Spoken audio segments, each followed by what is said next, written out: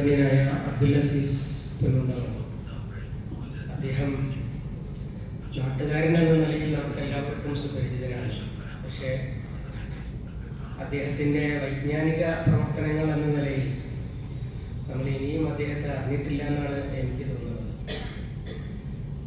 ഇത്തിഹാദുൽ ഉലമ കേരളയുടെ അഥവാ പണ്ഡിത സഭയുടെ എക്സിക്യൂട്ടീവ് മെമ്പറാണ് നാട്ടുകാരനായ അദ്ദേഹം. സംഗീതം ഇസ്ലാമിൽ എന്ന അദ്ദേഹത്തിൻ്റെ ഗ്രന്ഥം വളരെ വലിയ ശ്രദ്ധ പിടിച്ചു പറ്റുകയും കോപ്പികൾ കിട്ടാനില്ലാതെയാവുകയും ചെയ്ത പുസ്തകമാണ്. ഇപ്പോൾ അടുത്ത ദിവസം നവനാസ്തികരുടെ ഇസ്ലാം വിമർശനങ്ങൾ എന്ന അദ്ദേഹത്തിൻ്റെ വളരെ പ്രസിദ്ധമായ പുസ്തകത്തിന് ഇത്തിഹാദുൽ ഉലമ ഏർപ്പെടുത്തിയ ടി മുഹമ്മദ് അവാർഡിന് പരിഗണിക്കപ്പെടുകയുണ്ടായി. ബഹുമാന്യനായ ഇ എൻ ഇബ്രാഹിം മൗലവിയുടെ പുസ്തകവും അതുപോലെ ഈ പുസ്തകവുമാണ് അതിന് പരിഗണിക്കപ്പെട്ടത്. അതിനുള്ള അദ്ദേഹത്തിനെ അനുമോദിക്കുവാൻ കൂടി ഞാൻ ഈ അവസരം ഉപയോഗപ്പെടുത്തുകയാണ്. നവനാസ്തികരുടെ ഇസ്ലാം വിമർശനം എന്ന പുസ്തകം ഇപ്പോൾ ആ മേഖലയിൽ പ്രവർത്തിക്കുന്ന ആളുകളുടെ ഒരു റഫറൻസ് ബുക്കാണ്. നാസ്തികരുടെ സോഷ്യൽ മീഡിയയിലൂടെയൊക്കെയുള്ള വിമർശനങ്ങൾ നേരിടുന്നവരും അതുപോലെ തന്നെ പൊതുവേദിയിൽ അവരുമായി സംവാദം നടത്തുന്നവരുമൊക്കെ വളരെ വ്യാപകമായിട്ട് അവലംബിക്കുന്ന ഒരു റഫറൻസ് ഗ്രന്ഥവും കൂടിയാണ് നവനാസ്തികരുടെ ഇസ്ലാം വിമർശനങ്ങൾ എന്ന് പറയുന്നത്. അല്ലാഹു അബ്ദുൽ അസീസ് സാഹിബിനെ അനുഗ്രഹിക്കുകയും ഇനിയും ഈടുറ്റ പ്രവർത്തനങ്ങൾ വൈജ്ഞാനിക മേഖലയിൽ നടത്തുവാൻ തൗഫീഖ് നൽകി അനുഗ്രഹിക്കുകയും ചെയ്യുമാറാവട്ടെ. സൂചിപ്പിക്കപ്പെട്ടതുപോലെ ഒരു സീരീസാണ്. ഈ വിഷയത്തിൽ നമുക്ക് ഒരുപാട് പഠിക്കാനുണ്ട്. കഴിഞ്ഞുപോയ ഒരുപാട് മഹാന്മാർ, അവരുടെ പ്രവർത്തനങ്ങൾ, അവരുടെ കാലഘട്ടം, അതിനെ അവർ നേരിട്ട രീതികൾ, ഇതൊക്കെ നമുക്ക് പല തവണയായിട്ട് മനസ്സിലാക്കിയെടുക്കാനുള്ളതാണ്. ഷെയ്ഖുൽ ഇസ്ലാം ഇബ്നു തൈമിയ, മുഹമ്മദ് ബിൻ അബ്ദുൽ വഹാബ് റഹിമഹുല്ലാഹ്, അതുപോലെ ഇമാം ഗസാലി റഹിമഹുല്ലാഹ്, അതുപോലെ ഇമാം ഷാഫി, ഇമാം അബൂ ഹനീഫ, ഇമാം മാലിക്, ഇങ്ങനെയൊക്കെയുള്ള ഇമാം അഹ്മദ് ബിൻ ഹംബൽ, അതുപോലെ ബുഖാരി, മുസ്ലിം, ഇതൊക്കെ ഇത് വെച്ചിട്ടൊക്കെ ഒരുപാട് തെറ്റിദ്ധാരണകൾ ആളുകൾ നടത്തിക്കൊണ്ടിരിക്കുന്നത് നമുക്കിപ്പോൾ കാണാൻ കഴിയും. അതുകൊണ്ട് തന്നെ ഇങ്ങനെ ഒരുപാട് മഹാന്മാരെ, അതുപോലെ നമ്മുടെ രാജ്യത്തേക്ക് വന്ന അഹമ്മദ് സഹീദ് റഹിമഹുല്ലാഹ്, ഷാ വലിയുല്ലാഹ് ദഹ്ലവി, ഇങ്ങനെ പഴയ കാലത്ത് അള്ളാഹുവിൻ്റെ ദീനിന് വേണ്ടി ആരുടെയും പ്രേരണ കൊണ്ടല്ലാതെ സ്വയം എണീറ്റ് നിന്ന ഒരുപാട് പരിഷ്കർത്താക്കൾ കഴിഞ്ഞു പോയിട്ടുണ്ട്. അവരുടെയൊക്കെ പ്രവർത്തനങ്ങളിലൂടെ സഞ്ചരിക്കുവാൻ നമുക്ക് ഉപകരിക്കുന്ന ഒരു സീരീസാണ് നമ്മളിവിടെ തുടങ്ങി വെച്ചിട്ടുള്ളത്. അതിലെ രണ്ടാമത്തെ പ്രഭാഷണമാണിത്. മൊത്തത്തിൽ ആ വിഷയത്തിൻ്റെ ഒരു ആമുഖവും കൂടിയായിരിക്കും ഇത് എന്ന് ഞാൻ പ്രതീക്ഷിക്കുകയാണ്. അല്ലാഹു സുബ്ഹാനഹു വ തആല നമ്മെ എല്ലാവരെയും അനുഗ്രഹിക്കുമാറാവട്ടെ. നമ്മളോട് സംസാരിക്കുന്നതിന് വേണ്ടി ബഹുമാന്യനായ അസീസ് സാഹിബിനെ ആദരപൂർവ്വം ക്ഷണിക്കുന്നു. അസ്സലാമു അലൈക്കും വറഹ്മത്തുള്ളാഹി.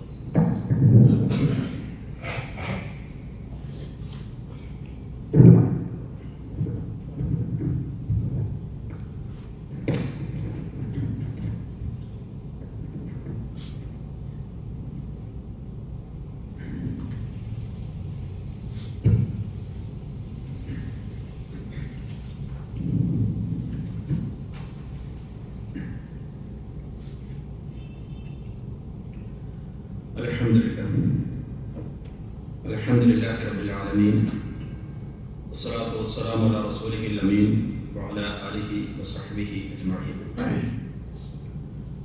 اللهم صل على محمد وعلى آل محمد كما صليت على إبراهيم وعلى آل إبراهيم وبارك على محمد وعلى آل محمد كما باركت على إبراهيم وعلى آل إبراهيم إنك حميد مجيد. إن أريد إلا الإصلاح ما استطعت وما توفيقي إلا بالله عليه توكلت وإليه أنيب. رب اشرح لي صدري ويسر لي أمري واحلل عقدة من لساني يفقهوا قولي. ബഹുമാന്യരായ സഹോദരന്മാരെ, സത്യവിശ്വാസികൾ, പടച്ചതമ്പുരാന്റെ കരുണാകടാക്ഷങ്ങൾ നമ്മിലേവരിലും സദാ വർഷിക്കുമാറാകട്ടെ. സ്വർഗ്ഗത്തെ ബഹുമാന്യനായ നാസർ സാഹിബ് സൂചിപ്പിച്ചതുപോലെ ഒരുപാട് അർത്ഥതലങ്ങളുള്ള വലിയ ഒരു വിഷയമാണ്. അദ്ദേഹം ഇവിടെ ഒരുപാട് ആളുകളുടെ, പണ്ഡിതന്മാരുടെ പേരുകൾ പരാമർശിക്കുകയുണ്ടായി. അത്തരം പണ്ഡിതന്മാരെ, നവോത്ഥാന നായകന്മാരെ സംബന്ധിച്ച് പറഞ്ഞു പോവുക എന്നത് തന്നെ ഏറെ പ്രയാസകരമായ, പെട്ടെന്ന് പറഞ്ഞു തീർക്കാൻ സാധിക്കാത്ത കാര്യമാണ്. അതുകൊണ്ട് തന്നെ ചില കാര്യങ്ങളൊക്കെ പരാമർശിച്ചു പോകുവാനേ സാധിക്കുകയുള്ളൂ എന്ന് ആമുഖമായിട്ട് സൂചിപ്പിക്കുകയാണ്. നേരത്തെ നമ്മൾ ഈ സീരീസിൽ ഒരു പ്രഭാഷണം ഇവിടെ നടത്തി കഴിഞ്ഞതാണ്. മുഹമ്മദ് നബി സല്ലല്ലാഹു അലൈഹി വസല്ലമയോട് കൂടി പ്രവാചകത്വം അവസാനിച്ചുവെങ്കിലും ലോകാവസാനം വരെയുള്ള ഇസ്ലാമിക സമൂഹത്തിന്റെ, മുസ്ലിം സമുദായത്തിന്റെ നിലനിൽപ്പ് അല്ലാഹു സുബ്ഹാനഹു വ തആല തീരുമാനിച്ചതാണ്. അഥവാ ഒരു പ്രവാചകന്റെ നിയോഗമില്ലാതെ തന്നെ ഇസ്ലാമിക സമൂഹത്തിന്റെ നൈരന്തര്യം ലോകാന്ത്യം വരെ നിലനിർത്തുവാൻ ആവശ്യമായ ബദൽ സംവിധാനങ്ങൾ അല്ലാഹു സുബ്ഹാനഹു വ തആല ചെയ്തു വെച്ചതിന് ശേഷം മാത്രമാണ് മുഹമ്മദ് നബി സല്ലല്ലാഹു അലൈഹി വസല്ലമയോട് കൂടി പ്രവാചകത്വ പരമ്പരയ്ക്ക് പരിസമാപ്തി കുറിച്ചിട്ടുള്ളത്. അങ്ങനെയുള്ള ബദൽ സംവിധാനങ്ങളിൽ ഏറ്റവും പ്രധാനപ്പെട്ട ഒന്നാണ് വിശുദ്ധ ഖുർആനിന്റെ സുരക്ഷിതത്വം. അത് അവതരിച്ച അതേ മട്ടിൽ പള്ളിപ്പുള്ളി വ്യത്യാസമില്ലാതെ 14 നൂറ്റാണ്ടുകൾക്ക് ഇപ്പുറം ഇന്നും നിലനിൽക്കുന്നു എന്നത് ഖുർആനിന്റെ മോചനത്തിന്റെ ഭാഗമാണ്. അല്ലാഹു സുബ്ഹാനഹു വ തആല ഏറ്റെടുത്ത ഉത്തരവാദിത്വത്തിന്റെ ഭാഗം കൂടിയാണ്. അതുപോലെ തന്നെ പ്രവാചക ചര്യയുടെ ലഭ്യതയാണ് ഇനി ഒരു പ്രവാചകൻ ആവശ്യമില്ല എന്നതിന്റെ തെളിവായിട്ടും ഈ കാലഘട്ടത്തിൽ ഇസ്ലാമിക സമൂഹം വ്യതിചലനങ്ങളില്ലാതെ നിലനിൽക്കുവാനുള്ള ന്യായമായിട്ടും നമുക്ക് കാണുവാൻ സാധിക്കുന്ന മറ്റൊരു ബദൽ സംവിധാനം. പിന്നീട് ഇജ്തിഹാദ്, ജിഹാദ്, മുസ്ലിം സമുദായത്തെ ഖൈറു ഉമ്മത്താക്കിയത് തുടങ്ങിയ കാര്യങ്ങളും ആ ഗണത്തിൽ എണ്ണുവാൻ സാധിക്കുന്ന കാര്യങ്ങളാണ്. അപ്പൊ വിശുദ്ധ ഖുർആൻ പള്ളി വ്യത്യാസമില്ലാതെ നിലനിൽക്കുന്നു. പ്രവാചകന്റെ ജീവിതം എങ്ങനെയാണ് എന്ന് കൃത്യമായി മനസ്സിലാക്കുവാൻ നമുക്ക് സാധിക്കുന്നു. ഇസ്ലാമിക ശരീഅത്തിന്റെ അത് കാലികമായിട്ട് എല്ലാ കാലഘട്ടത്തോടും സംവദിക്കുവാൻ പാകത്തിൽ വികാസക്ഷമത ഉറപ്പുവരുത്തുന്ന രൂപത്തിൽ ഇജ്തിഹാദ് എന്ന ഒരു സംവിധാനം അല്ലാഹു സുബ്ഹാനഹു വ തആല അതിനകത്ത് തന്നെ ഉണ്ടാക്കി വെച്ചു. അതുപോലെ തന്നെ അള്ളാഹുവിന്റെ ദീനിന് വേണ്ടി ത്യാഗ പരിശ്രമങ്ങൾ അർപ്പിക്കുന്ന ജിഹാദ് എന്ന് പറയുന്ന ഒരു സംവിധാനം ഉണ്ടാക്കി വെച്ചു. പ്രവാചകന്മാർ കഴിഞ്ഞ കാലങ്ങളിൽ നിർവഹിച്ച ദൗത്യം നിർവഹിക്കുവാൻ മുസ്ലിങ്ങളെ ഖൈറു ഉമ്മത്ത്, ഉത്തമ സമുദായം എന്ന വിശേഷണം, എന്ന പദവിക്ക് അർഹരാക്കി തുടങ്ങിയ ബദൽ സംവിധാനങ്ങളാണ് അല്ലാഹു സുബ്ഹാനഹു വ തആല ഇനി ഒരു പ്രവാചകൻ ആവശ്യമില്ലാതെ തന്നെ ലോകത്ത് ഇസ്ലാം അതിന്റെ ആദിമ തനിമയോട് കൂടി നിലനിൽക്കുവാൻ വേണ്ടി ഉണ്ടാക്കി വെച്ചിട്ടുള്ളത്. അതോടൊപ്പം നമ്മൾ മനസ്സിലാക്കേണ്ടുന്ന അവസാനത്തെ ഒരു കാര്യമായിട്ട് പറയേണ്ടുന്നതാണ് നമ്മുടെ ഇന്നത്തെ വിഷയത്തിന്റെ ഇതിവൃത്തം എന്ന് പറയുന്നത്. അത് മുജദ്ദിദുകളുടെ ആഗമനമാണ്. ഏത് കാലഘട്ടത്തിലും കാലദൈർഘ്യത്താലോ അല്ലെങ്കിൽ ബാഹ്യശക്തികളുടെ സമ്മർദ്ദം കൊണ്ടോ ഇസ്ലാമിക സമൂഹത്തിലും അവരുടെ ജീവിതത്തിലും കടന്നുകൂടുവാൻ സാധ്യതയുള്ള അനിസ്ലാമികമായ ആശയങ്ങളെയും അതുപോലെ തന്നെ പ്രവർത്തനങ്ങളെയും പ്രവർത്തന രീതികളെയും എല്ലാം തുടച്ചു മാറ്റുകയും ദീനിൽ അവഗണിക്കപ്പെട്ട വശത്തിനോ ഊന്നൽ നൽകിക്കൊണ്ട് അത്തരം വശങ്ങൾ അതിന്റെ യഥാർത്ഥ സ്ഥാനത്ത് പുനഃപ്രതിഷ്ഠിക്കുകയും ചെയ്തുകൊണ്ട് ഇസ്ലാമിനെ അതിന്റെ തനതായ രൂപത്തിൽ പുനഃസ്ഥാപിക്കുന്ന ദൗത്യങ്ങളെയാണ് യഥാർത്ഥത്തിൽ നവോത്ഥാനം എന്ന് പറയുന്നത്. അറബി ഭാഷയിൽ തജ്ദീദ് എന്ന് പറയാറുള്ളത് അതിനെ സംബന്ധിച്ചാണ്. പണ്ഡിതന്മാർ വ്യത്യസ്തങ്ങളായ നിർവചനങ്ങൾ, ഏതാണ്ട് ഒരേ ആശയം വരുന്ന വ്യത്യസ്തങ്ങളായ നിർവചനങ്ങൾ തജ്ദീദ് എന്നതിന് നൽകിയതായിട്ട് നമുക്ക് കാണുവാൻ സാധിക്കും.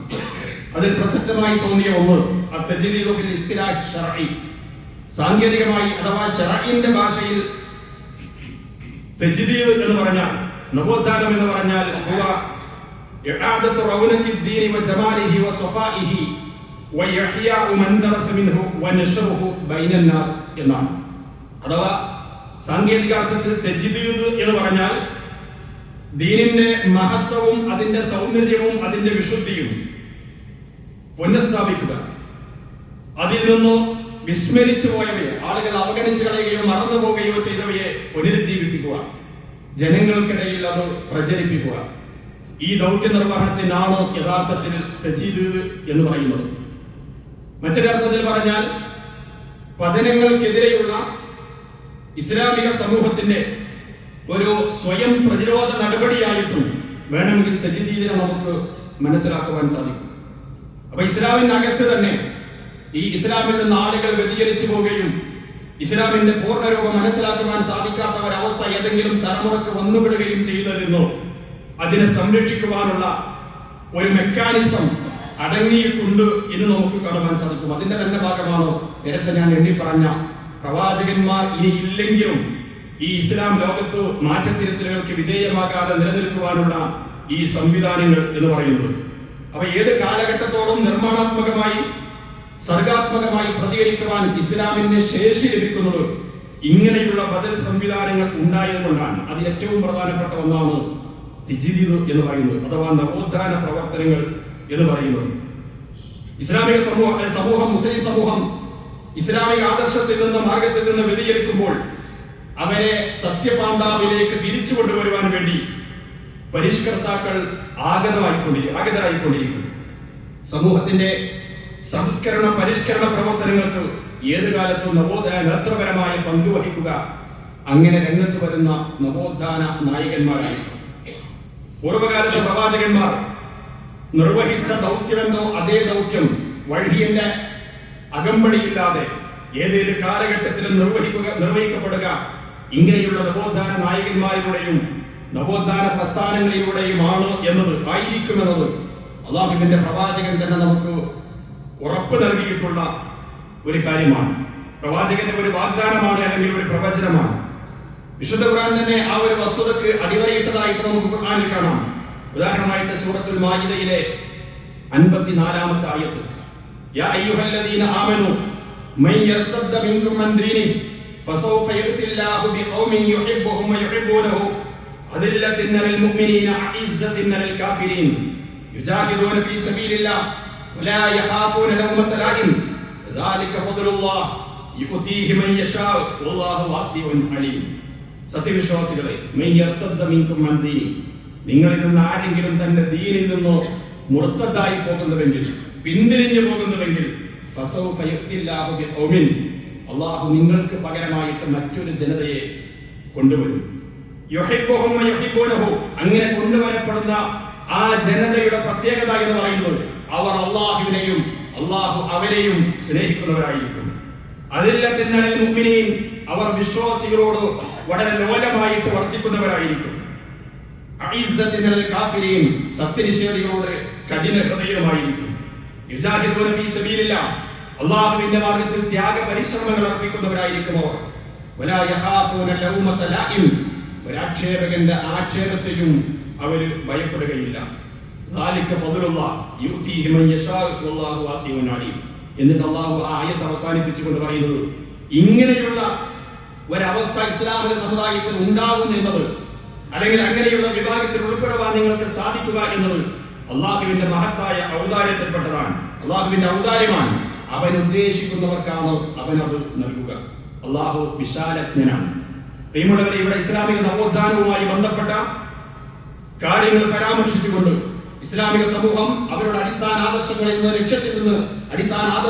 ലക്ഷ്യത്തിൽ നിന്നുമെല്ലാം വ്യതിചലിച്ചു പോകുമ്പോൾ അതിലേക്ക് അവരെ തിരിച്ചു കൊണ്ടുവരുവാൻ വേണ്ടി രംഗത്ത് വരുന്ന, അല്ലെങ്കിൽ അള്ളാഹുവിനാൽ രംഗത്ത് കൊണ്ടുവരപ്പെടുന്ന ഒരു സംഘത്തിന്റെ സവിശേഷതകൾ വിശദീകരിച്ചപ്പോ അങ്ങനെയുള്ള ഒരു വിഭാഗത്തിൽ ഉൾപ്പെടുവാൻ സാധിക്കുക എന്നത് അള്ളാഹുവിന്റെ മഹത്തായ ഔദാര്യമാണ് എന്ന് അള്ളാഹു പറഞ്ഞിട്ടുണ്ട്. എങ്കിൽ ഈ ഒരു വിഷയം നമ്മൾ ചർച്ച ചെയ്യുമ്പോൾ നമ്മൾ ചിന്തിക്കേണ്ടത്, ഈ കാലഘട്ടത്തിലെ നവോത്ഥാന ദൗത്യത്തോടൊപ്പം ചേർന്ന് നിൽക്കുവാൻ, അതിന്റെ മുന്നണി പോരാളികളാകുവാൻ നമുക്ക് സാധിച്ചിട്ടുണ്ടോ? അങ്ങനെ ഒരു ആഗ്രഹവും ശ്രമവും നമ്മുടെ ഭാഗത്ത് നിന്ന് ഉണ്ടായിട്ടുണ്ടോ എന്ന് നമ്മൾ ഓരോരുത്തരും ആലോചിക്കേണ്ടതുണ്ട്. ഈ ആയത്തിന്റെ വിശദീകരണത്തിൽ തഫ്സീറുകൾ പരിശോധിച്ചാൽ നമുക്ക് കാണുവാൻ സാധിക്കുന്ന കാര്യമുണ്ട്. പ്രവാചക കാലഘട്ടത്തിൽ ഈ ആയത്ത് അവതരിക്കുമ്പോൾ ഇങ്ങനെ ഇസ്ലാമിക സമൂഹത്തിൽ നിന്ന് ആളുകൾ മുർത്തദായി പോവുകയും അവരെ തിരിച്ചു കൊണ്ടുവരുവാൻ, അല്ലെങ്കിൽ യഥാർത്ഥ ഇസ്ലാമിനെ പുനഃസ്ഥാപിക്കുവാൻ വേണ്ടി ഇങ്ങനെയുള്ള ലക്ഷണങ്ങളൊത്ത ഒരു വിഭാഗം രംഗത്ത് വരികയും ചെയ്യുന്ന ഒരു സംവിധാനം അല്ലെങ്കിൽ അവസ്ഥ ഉണ്ടായിട്ടില്ലല്ലോ. എങ്കിൽ പിന്നെ വിശുദ്ധ ഖുർആൻ ഈ പറഞ്ഞത് ആരെ സംബന്ധിച്ചാണ്? ഏതാണ്ട് എല്ലാ തഫ്സീറുകളിലും നമുക്ക് കാണാം ഈ പറഞ്ഞ ലക്ഷണങ്ങളൊത്ത ഒരു സംഘമായിരുന്നു. പ്രവാചകന്റെ വഫാത്തിനെ തുടർന്നു മഹാനായ അബൂബക്കർ സിദ്ദീഖ് റളിയല്ലാഹു അൻഹു ഖിലാഫത്ത് ഏറ്റെടുത്തപ്പോൾ പുത്തൻ പ്രവാചകത്വവാദികളായി, സക്കാത്ത് നിഷേധികളായി, മുനാഫിക്കുകളായി, അതുപോലെ തന്നെ റോമ പേർഷ്യൻ സാമ്രാജ്യത്വ ശക്തികളായി ഇസ്ലാമിക രാഷ്ട്രത്തിനകത്തും പുറത്തുമായിട്ട് ഇസ്ലാമിനെ തകർക്കുവാൻ വേണ്ടി ആരൊക്കെ രംഗത്ത് വന്നുവോ അവരെയൊക്കെ അടിച്ചൊതുക്കുവാനും നിലയ്ക്ക് നിർത്തുവാനും ആ ഇസ്ലാമിനെ പൂർവാധികം ശക്തിയോടുകൂടി പ്രബോധനം ചെയ്യുവാനും നിലനിർത്തി കൊണ്ടുപോകുവാനും പരിശ്രമിച്ചവരായ ആ സ്വഹാബ കിറാം, അവരാണ് ഈ പറയപ്പെട്ട ലക്ഷണങ്ങൾ ഒത്തവർ. ജനങ്ങൾ ഇസ്ലാമിൽ നിന്ന് പിന്തിരിഞ്ഞു പോയപ്പോ അള്ളാഹു പകരം കൊണ്ടുവന്നത് അങ്ങനെയുള്ള ഒരു സംഘത്തെയായിരുന്നു. അതിന്റെ നേതൃസ്ഥാനം അബൂബക്കർ സിദ്ദീഖ് റളിയല്ലാഹു അൻഹുവിനായിരുന്നു. അദ്ദേഹത്തിന്റെ ഒരു പരാമർശം സാന്ദർഭികമായിട്ട് ഞാൻ അനുസ്മരിക്കുകയാണ്. ഉമർ ഇബ്നുൽ ഖത്താബ് റളിയല്ലാഹു അൻഹു അബൂബക്കർ റളിയല്ലാഹു അൻഹുവിന്റെ മരണശേഷം ഒരിക്കൽ അദ്ദേഹത്തിന്റെ പേര് ഒരു സദസ്സിന് മുമ്പാകെ അല്ലെങ്കിൽ ഒരു ചർച്ചയിൽ ഒരു അബൂബക്കർ റളിയല്ലാഹു അൻഹുവിന്റെ പേര് പറയപ്പെട്ടപ്പോൾ ഉമർ ഇബ്നുൽ ഖത്താബ് റളിയല്ലാഹു അൻഹു കണ്ണീരൊലിപ്പിക്കുന്നുണ്ട്. എന്നിട്ട് അദ്ദേഹം പറയുന്നുണ്ട്, ഞാൻ ആഗ്രഹിച്ചു പോയി എന്റെ ജീവിതത്തിൽ ഒന്നടങ്കം ഞാൻ ചെയ്ത കർമ്മങ്ങൾ, ആ കർമ്മങ്ങളെല്ലാം കൂടി അബൂബക്കർ റളിയല്ലാഹു അൻഹുവിന്റെ ഒരു ദിവസത്തെ കർമ്മത്തിന് തുല്യമായിരുന്നെങ്കിൽ, അദ്ദേഹത്തിന്റെ ഒരു രാത്രിയിലെ കർമ്മത്തിനോ എന്റെ ജീവിതത്തിൽ ഒന്നടങ്കം ഞാൻ ചെയ്ത കർമ്മങ്ങൾ തുല്യമായിരുന്നെങ്കിൽ എന്ന് ഞാൻ കൊതിച്ചു പോകുന്നു. എന്നിട്ട് അദ്ദേഹം പറയുകയാണോ, പ്രവാചകൻ വഫാത്തായപ്പോൾ ഒരുപാട് ആളുകൾ മുർത്തദുകളായി മാറി. ആ സമയത്ത് അബൂബക്കർ റളിയല്ലാഹു അൻഹു പറഞ്ഞു, പ്രവാചക കാലഘട്ടത്തിൽ അവർ പ്രവാചകന്റെ കൈവശം സക്കാത്തിന്റെ മുതലേൽപ്പിച്ചപ്പോ, ഇസ്ലാമിക വൈദ്യന്മാരിലേക്ക് ഏൽപ്പിച്ചപ്പോ ഒരു ഒട്ടകത്തെയാണ് സക്കാത്ത് ഏൽപ്പിച്ചിരുന്നതെങ്കിൽ ഒട്ടകത്തെ കിട്ടുവാനുള്ള കയർ അല്ലെങ്കിൽ അതിന്റെ കഴുത്തിൽ കിട്ടുന്ന വടം അതുകൂടി അവർ കൊടുത്തിരുന്നുവെങ്കിൽ എന്റെ മരണത്തിന് കീഴിൽ ഞാൻ അവരിൽ നിന്ന് സക്കാത്ത് വാങ്ങുമ്പോൾ അവർ ആ ഒട്ടകത്തെയാണ് സക്കാത്തായിട്ട് നൽകുന്നത് എങ്കിൽ ആ ഒരു വടം അല്ലെങ്കിൽ ഒരു കയറിന്റെ കഷ്ണമാണോ അവർ എനിക്ക് നിഷേധിക്കുന്നത് എങ്കിൽ ഞാൻ അവരോട് പോരടിക്കുക തന്നെ ചെയ്യും എന്നാണ് അബൂബക്കർ സിദ്ദീഖ് റളിയല്ലാഹു അൻഹു പറഞ്ഞത്. ആ സംഭവം അനുസ്മരിച്ചുകൊണ്ട് ഉമർ ഇബ്നുൽ ഖത്താബ് റളിയല്ലാഹു അൻഹു പറയുകയാണ്, ഇങ്ങനെ അബൂബക്കർ റളിയല്ലാഹു അൻഹു പറഞ്ഞപ്പോ ഞാൻ അദ്ദേഹത്തോട് പറഞ്ഞു, താങ്കൾ ജനങ്ങളോട് അല്പം അലിവ് കാണിക്കുക, അല്പം ദയ കാണിക്കുക എന്ന് പറഞ്ഞപ്പോ അബൂബക്കർ സിദ്ദീഖ് റളിയല്ലാഹു അൻഹു എന്റെ മുഖത്ത് നോക്കിക്കൊണ്ട് എന്നോട് ചോദിച്ചു, അജബ്ബാറുൻ ഫിൽ ജാഹിലിയത്തി ഖവാറുൻ ഫിൽ ഇസ്ലാമി ഇബ്നുൽ ഖത്താബ്, അല്ലയോ ഖത്താബിന്റെ പുത്ര, പണ്ട് ജാഹിലിയത്തിലായിരിക്കെ വീരശൂര പരാക്രമിയായിരുന്ന താങ്കൾ ഇപ്പോൾ ഇസ്ലാമിലെത്തിയപ്പോ തനി പാവത്താനായിട്ട് വീരമായിട്ട് മാറുകയാണോ? എന്നിട്ട് അദ്ദേഹം പറഞ്ഞു,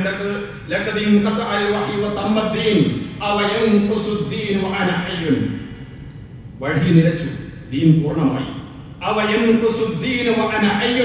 ഞാനിവിടെ ജീവിച്ചിരിക്കെ ആ പൂർണ്ണമായ ദീനിൽ വല്ല കുറവും സംഭവിക്കുകയോ ഇല്ല. ഈ അബൂബക്കർ അതിന് സമ്മതിക്കുന്ന പ്രശ്നമില്ല. ഇത് യഥാർത്ഥത്തിൽ ഒരു നവോത്ഥാന ദൗത്യമായിരുന്നു. ആ കാലഘട്ടത്തിൽ സ്വഹാബത്തിൽ പലരും ഉമർ ഇബ്നുൽ ഖത്താബ് റളിയല്ലാഹു അൻഹു പോലും വിരുദ്ധമായ അഭിപ്രായം പ്രകടിപ്പിച്ചപ്പോൾ, അല്ലെങ്കിൽ നേരത്തെ പറഞ്ഞതുപോലെയുള്ള വ്യത്യസ്ത ജനവിഭാഗങ്ങളോട് ഒന്നടങ്കം പോരടിക്കുവാൻ മദീനയിലെ ഏതാനും 10,000 മാത്രം വരുന്ന സ്വഹാബത്തിനോ സാധിക്കുകയില്ല എന്ന അവസ്ഥ വന്നു പിന്തിരിഞ്ഞ് അല്ലെങ്കിൽ പേടിച്ചു നിന്നപ്പോ ഇങ്ങനെയുള്ള ധീരമായ നിലപാടിലൂടെ ആ വീണുപോകുമായിരുന്ന ഇസ്ലാമിക സമൂഹത്തെ എഴുന്നേൽപ്പിച്ച് കൈപിടിച്ച് എഴുന്നേൽപ്പിക്കുകയും അവരെ മുന്നോട്ട് നയിക്കുകയും ചെയ്യുക എന്ന നവോത്ഥാന ദൗത്യം നിർവഹിച്ച സ്വഹാബിയാണോ അബൂബക്കർ സിദ്ദീഖ് റളിയല്ലാഹു അൻഹു. ഞാൻ ആ ചരിത്രം കൂടുതലായിട്ട് വിശദീകരിക്കുകയല്ല. അള്ളാഹുവിന്റെ പ്രവാചകൻ വിശുദ്ധ ഖുർആൻ ഇവിടെ പറഞ്ഞ ഇതേ ആശയം അല്ലെങ്കിൽ അതിൽ നിന്ന് അല്പം വ്യത്യസ്തമായിട്ട് മറ്റൊരു സന്തോഷ വാർത്ത കൂടി അള്ളാഹുവിന്റെ പ്രവാചകൻ നമുക്ക് നൽകിയിട്ടുണ്ടോ. ഇന്നല്ലാഹ യബ്അസു ലിഹാദിഹിൽ ഉമ്മത്തി അലാ റഅസി കുല്ലി മിഅത്തി സനത്തിൻ മൻ യുജദ്ദിദു ലഹാ ദീനഹ. അബൂ ഹുറൈറ റളിയല്ലാഹു അൻഹു ഇതുന്നു ഇമാം അബൂ ദാവൂദ് ഉദ്ധരിച്ച ഒരു ഹദീസാണ്. ഇന്നല്ലാഹ യബ്അസു ലിഹാദിഹിൽ ഉമ്മ, ഈ ഉമ്മത്തിൽ അല്ലാഹു ഉയർത്തെഴുന്നേൽപ്പിക്കുന്ന രംഗത്ത് കൊണ്ടുവരും. അലാ റഅസി കുല്ലി മിഅത്തി സനത്തിൻ, ഓരോ നൂറ്റാണ്ടിന്റെയും തലപ്പത്ത് മൻ യുജദ്ദിദു ലഹാ ദീനഹ, അവരുടെ ദീനിനെ പുനരുജ്ജീവിപ്പിക്കുന്ന, അതിന്റെ നവോത്ഥാന ദൗത്യം നിർവഹിക്കുന്ന നവോത്ഥാന നായകന്മാരെ മുജദ്ദിദുകളെ ഓരോ നൂറ്റാണ്ടിന്റെയും തലപ്പത്ത് അല്ലാഹു രംഗത്ത് കൊണ്ടുവരും എന്ന് റസൂലുള്ളാഹി സ്വല്ലല്ലാഹു അലൈഹി വസല്ലം നമ്മെ പഠിപ്പിക്കുകയാണ്. ഇമാം ബുഖാരിയും മുസ്ലിമും ഉദ്ധരിക്കുന്ന മറ്റൊരു ഹദീസിൽ മുആവിയ ഇബ്നു അബീ സുഫിയാൻ റളിയല്ലാഹു അൻഹു നിന്നാണ് അത് ഉദ്ധരിക്കപ്പെടുന്നത്. അതിൽ പറയുന്നുണ്ട്, ലാ തസാല ത്വായിഫത്തു മിൻ ഉമ്മത്തി ളാഹിരീന അലൽ ഹഖ്, സത്യത്തിൽ നിലകൊള്ളുന്ന ഒരു സംഘം എന്റെ ഈ ഉമ്മത്തിൽ എല്ലാ കാലഘട്ടത്തിലും ഉണ്ടായിക്കൊണ്ടിരിക്കും. ലാ യദറുഹും മൻ ഖദലഹും വലാ മൻ ഖാലഫഹും, അവരോട് എതിരിടുന്നവർക്കോ അതുപോലെ തന്നെ അവരെ നിന്ദ്യരാക്കുവാൻ, അവരെ മോശക്കാരായി ചിത്രീകരിക്കുവാൻ, തെറ്റിദ്ധരിപ്പിക്കാനൊക്കെ ശ്രമിക്കുന്നവർക്കോ അവർക്ക് ഒരു ഉപദ്രവം ചെയ്യുവാൻ സാധിക്കുകയില്ല. അവരെ ഒരു നിലക്കും ഉപദ്രവിക്കുവാൻ അവരുടെ എതിരാളികൾക്ക് സാധിക്കുകയില്ല. ഹത്താ തഖൂമ സ്സാഅ, അന്ത്യനാൾ വരെ അവർ ആ സത്യമാർഗത്തിൽ നിലകൊള്ളുന്നവരായിട്ടുണ്ടായിരിക്കും. ഇതേ ഹദീസിന്റെ മറ്റൊരു റിവായത്തിൽ നമുക്ക് കാണാം, ഹത്താ യഅതി അംറുല്ലാഹി വഹും അലാ ദാലിക്, അല്ലാഹുവിന്റെ കൽപ്പന വരുന്നത് വരെ അവർ ആ നിലപാടിൽ ഉറച്ചു നിൽക്കുന്നവരായിരിക്കുമെന്നും. അപ്പൊ പ്രിയമുള്ളവരെ, ഇതാണ് യഥാർത്ഥത്തിൽ നവോത്ഥാനം, തജ്ദീദ് എന്ന് പറയുന്നത്. പ്രവാചകന്മാർ അല്ലാഹുവിന്റെ നിർദ്ദേശപ്രകാരം തങ്ങളുടെ സമൂഹത്തിന്റെ നവോത്ഥാനത്തിനായി പുതിയ ശരീഅത്തുമായി അല്ലെങ്കിൽ വേദഗ്രന്ഥവുമായിട്ട് എഴുന്നേറ്റ് നിന്നപ്പോ നവോത്ഥാന നായകന്മാർ സമൂഹത്തിന്റെ സമുദ്ധാരണാർത്ഥം വിശുദ്ധ ഖുർആനിലും തിരുസുന്നത്തിലും കാലൂന്നി നിന്നുകൊണ്ട് സ്വന്തം ദിശയിലൂടെ നിലവിലുള്ള ശരീഅത്തിന്റെ വികാസക്ഷമത ഉറപ്പുവരുത്തുകയാണ് ചെയ്യുന്നത്. അതാണ് നവോത്ഥാന നായകന്മാർക്ക് നിർവഹിക്കുവാനുള്ള ദൗത്യം എന്ന് പറയുന്നത്. അതേസമയം നമ്മൾ മനസ്സിലാക്കിയിരുന്ന പ്രധാനപ്പെട്ട ഒരു കാര്യം, എല്ലാ കാലഘട്ടത്തിലും എല്ലാ പ്രദേശത്തുമുള്ള നവോത്ഥാന നായകന്മാർക്ക് നിർവഹിക്കുവാനുള്ള ദൗത്യം ഒരിക്കലും ഒന്നായിരിക്കില്ല. കാരണം ജനങ്ങൾ ദീനിൽ നിന്ന് വ്യതിചലിച്ചു പോകുന്നത് അല്ലെങ്കിൽ ദീനിൽ പുതുതായിട്ട് കൂട്ടിക്ക് ചേർക്കുന്നതോ വ്യത്യസ്തങ്ങളായ കാര്യങ്ങളായിരിക്കും. ദീനിന്റെ വ്യത്യസ്തമായ വശത്തിനായിരിക്കും രോഗം ബാധിക്കുന്നത് അല്ലെങ്കിൽ ആളുകൾ രോഗം ഉണ്ടാക്കുന്നത്. ദീനാകുന്ന ശരീരത്തിന്റെ ഏത് അവയവത്തിനാണോ രോഗം ബാധിക്കുന്നത് അതിനെയായിരിക്കും ഓരോ കാലഘട്ടത്തിലെയും നവോത്ഥാന നായകന്മാർക്ക് ചികിത്സിക്കാനുണ്ടാവുക. സ്വാഭാവികമായിട്ടും ഓരോ നവോത്ഥാന നായകന്റെയും ഊന്നൽ വ്യത്യസ്തമായിരിക്കും. ഇസ്ലാമിക നവോത്ഥാനത്തെ സംബന്ധിച്ച്, തജ്ദീദിനെ സംബന്ധിച്ച്, നവോത്ഥാന നായകന്മാരെ സംബന്ധിച്ചൊക്കെ നമ്മൾ മനസ്സിലാക്കുമ്പോൾ നമ്മുടെ മനസ്സിൽ എപ്പോഴും ഉണ്ടായിരിക്കേണ്ടുന്ന ഒരു പോയിന്റാണ്, എല്ലാ നവോത്ഥാന നായകന്മാർക്കും നിർവഹിക്കേണ്ടുന്ന ദൗത്യം ഒന്നായിരിക്കില്ല. അതുകൊണ്ട് എല്ലാവരും ഒരേ ശൈലിയും ഒരേ രൂപത്തിലുമായിരിക്കില്ല നവോത്ഥാന ദൗത്യം നിർവഹിക്കുക. ഈ പ്രവാചകന്റെ കാലം മുതൽ ഇങ്ങോട്ട് ഈ കാലഘട്ടത്തിൽ വരെ രംഗത്ത് വന്ന നവോത്ഥാന നായകന്മാരുടെ ചരിത്രം എടുത്ത് പരിശോധിച്ചാൽ ഈ വ്യത്യാസം വളരെ കൃത്യമായിട്ട് നമുക്ക് മനസ്സിലാക്കുവാൻ സാധിക്കും. ഇസ്ലാമിക ലോകത്ത് ആദ്യമായി ഗുരുതരമായ പിഴവുകൾ പ്രകടമായത് രാഷ്ട്രീയ രംഗത്തായിരുന്നു. വിശ്വാസ രംഗത്തോ കർമ്മരംഗത്തോ ആയിരുന്നില്ല. ഖിലാഫത്ത് റാഷിദയുടെ കാലശേഷം പഴയ ജാഹിലിയ്യത്തോ പുതിയ വേഷത്തിൽ ഇസ്ലാമിക സമൂഹത്തിനകത്ത് തന്നെ പ്രകടമായി തുടങ്ങിയ ഒരു സന്ദർഭം ഉമവി കാലഘട്ടത്തിലുണ്ടായി. ആ സന്ദർഭത്തിൽ രംഗത്ത് വന്ന ഒന്നാമത്തെ നവോത്ഥാന നായകനാണ് മഹാനായ ഉമർ ബിൻ അബ്ദുൽ അസീസ്. ചരിത്രത്തിലോ ഉമർ രണ്ടാമൻ എന്ന പേരിൽ അദ്ദേഹം അറിയപ്പെടുന്നുണ്ട്. എന്ന് മാത്രമല്ല, ഖലീഫുകളിൽ 4 ഖലീഫമാരെയാണല്ലോ നമുക്ക് പരിചയമുള്ളത്. ആ 4 ഖലീഫമാര് കഴിഞ്ഞാൽ 5ാമത്തെ ഒരു ഖലീഫയുണ്ടെങ്കിൽ അത് ഉമർ ബിൻ അബ്ദുൽ അസീസ് ആണോ എന്നും പണ്ഡിതന്മാർ അഭിപ്രായപ്പെട്ടതായിട്ട് നമുക്ക് കാണുവാൻ സാധിക്കും. ഇസ്ലാമിക ഖിലാഫത്തിൽ നിന്ന് ഖിലാഫത്ത് റാഷിദയിലും തെന്നിമാറുകയും താളം തെറ്റുകയും ചെയ്ത ഒരു സന്ദർഭത്തിൽ ഇസ്ലാമിക രാഷ്ട്രത്തെ അല്ലെങ്കിൽ ഇസ്ലാമിക ഖിലാഫത്തിന്റെ ഭരണത്തെ കേവലം 29 മാസക്കാലം കൊണ്ട് യഥാർത്ഥ സ്ഥാനത്തേക്ക് തിരിച്ചു കൊണ്ടുവരുവാൻ സാധിച്ച മഹാനായ പണ്ഡിതനും നവോത്ഥാന നായകനുമായിരുന്നു, ഭരണാധികാരിയുമായിരുന്നു മഹാനായ ഉമർ ബിൻ അബ്ദുൽ അസീസ്. മുൻ ഭരണാധികാരികളിൽ ഒരാളായിരുന്ന വലീദിന്റെ നിയമന പത്രമനുസരിച്ചാണ് ഉമവികൾ അദ്ദേഹത്തെ അധികാര കസേരയിൽ ഇരുത്തുന്നത്. താങ്കളാണ് അടുത്ത ഭരണാധികാരി എന്ന നിലക്ക് അദ്ദേഹത്തോട് പറയപ്പെട്ടപ്പോ അദ്ദേഹം പറഞ്ഞത് സന്തോഷത്തോടു കൂടി ആ ഒരു ഉത്തരവാദിത്വം സ്വീകരിക്കുകയായിരുന്നില്ല. രാജാക്കന്മാർ അങ്ങനെയാണല്ലോ, അവർ സന്തോഷത്തോടു കൂടി അത് സ്വീകരിക്കും. എന്നാൽ രാജഭരണമായിട്ടും ഇദ്ദേഹം അങ്ങനെ സന്തോഷത്തോടു കൂടി ആ പദവി സ്വീകരിക്കുകയല്ല ചെയ്തത്. മറിച്ച് ആ സന്ദർഭത്തിൽ ഇസ്തിർജാഇന്റെ വാക്ക് ഉരുവിടുകയാണ്, ഇന്നാ ലില്ലാഹി വ ഇന്നാ ഇലൈഹി റാജിഊൻ. ഇതൊരു അപകടം പിടിച്ച സംഗതിയാണോ എന്ന നിലക്ക് അങ്ങനെയുള്ള വചനമാണ് അദ്ദേഹം ഉരുവിട്ടത്. എന്ന് മാത്രമല്ല, ജനങ്ങൾ അദ്ദേഹത്തിന് ബഅ്യത്ത് ചെയ്യുന്ന അനുസരണ പ്രതിജ്ഞ ചെയ്യുന്ന വേളയിലോ അദ്ദേഹം അതിനു വേണ്ടി അവർ തയ്യാറായിട്ട് വന്നപ്പോ ഉമർ ബിൻ അബ്ദുൽ അസീസ് അവരോട് പറയുന്നുണ്ട്, എനിക്ക് ബഅ്യത്ത് ചെയ്യുന്നതിൽ നിന്നും നിങ്ങളെ ഞാൻ സ്വതന്ത്രരാക്കിയിരിക്കുന്നു. എന്റെ മുൻ ഭരണാധികാരി അദ്ദേഹം മരിക്കുന്ന സമയത്ത് എഴുതിയ പത്രത്തിൽ എനിക്ക് ഞാനാണ് അടുത്ത ഭരണാധികാരിയാകേണ്ടത് എന്ന് എഴുതി വെച്ചിട്ടുണ്ടെങ്കിലും എന്നെ നിങ്ങൾ ഭരണാധികാരിയായി തിരഞ്ഞെടുക്കേണ്ടുന്ന ഒരു ഉത്തരവാദിത്വവും നിങ്ങൾക്കില്ല. അതിൽ നിന്നോ നിങ്ങളെ ഞാൻ സ്വതന്ത്രരാക്കുകയാണോ, നിങ്ങൾക്ക് ഇഷ്ടമുള്ള ആരെ വേണമെങ്കിലും തെരഞ്ഞെടുത്തു കൊള്ളുക എന്ന് പറഞ്ഞപ്പോ ജനങ്ങൾ ഒന്നടങ്കം പറഞ്ഞത് താങ്കൾ തന്നെയാണ് ഞങ്ങളുടെ ഖലീഫ എന്നായിരുന്നു. അങ്ങനെ ഇസ്ലാമിക ചരിത്രത്തിലെ ഒന്നാമത്തെ നവോത്ഥാന നായകനായിട്ട് അറിയപ്പെടുന്ന, ഇത് ഏതാണ്ടെല്ലാം ഇസ്ലാമിക പണ്ഡിതന്മാരും ഒരുപോലെ പറഞ്ഞിട്ടുള്ള കാര്യമാണ്. ഒന്നാമത്തെ നവോത്ഥാന നായകൻ അത് ഈ പറയുന്ന ഉമർ ബിൻ അബ്ദുൽ അസീസ് ആണ്. അദ്ദേഹത്തിന്റെ പ്രവർത്തനങ്ങൾ ഏതാണ്ട് മുഴുവനായിട്ടും അദ്ദേഹം കേന്ദ്രീകരിച്ചത് ഭരണ രാഷ്ട്രീയ മേഖലയായിരുന്നു. ഇസ്ലാമുമായി ബന്ധമില്ലാത്ത എന്തോ ഒന്നാണ് രാഷ്ട്രീയവും ഭരണവുമെങ്കിൽ ആ രംഗത്ത് പ്രവർത്തിച്ച ഒരു മഹാനായ വ്യക്തിത്വത്തെ, പണ്ഡിതനെ, ഭരണാധികാരിയെ ഇസ്ലാമിക നവോത്ഥാന നായകനായിട്ട് എണ്ണുമായിരുന്നില്ല പണ്ഡിതന്മാർ എന്ന് നമുക്ക് കൂട്ടത്തിൽ നമ്മൾ മനസ്സിലാക്കേണ്ടതുണ്ട്.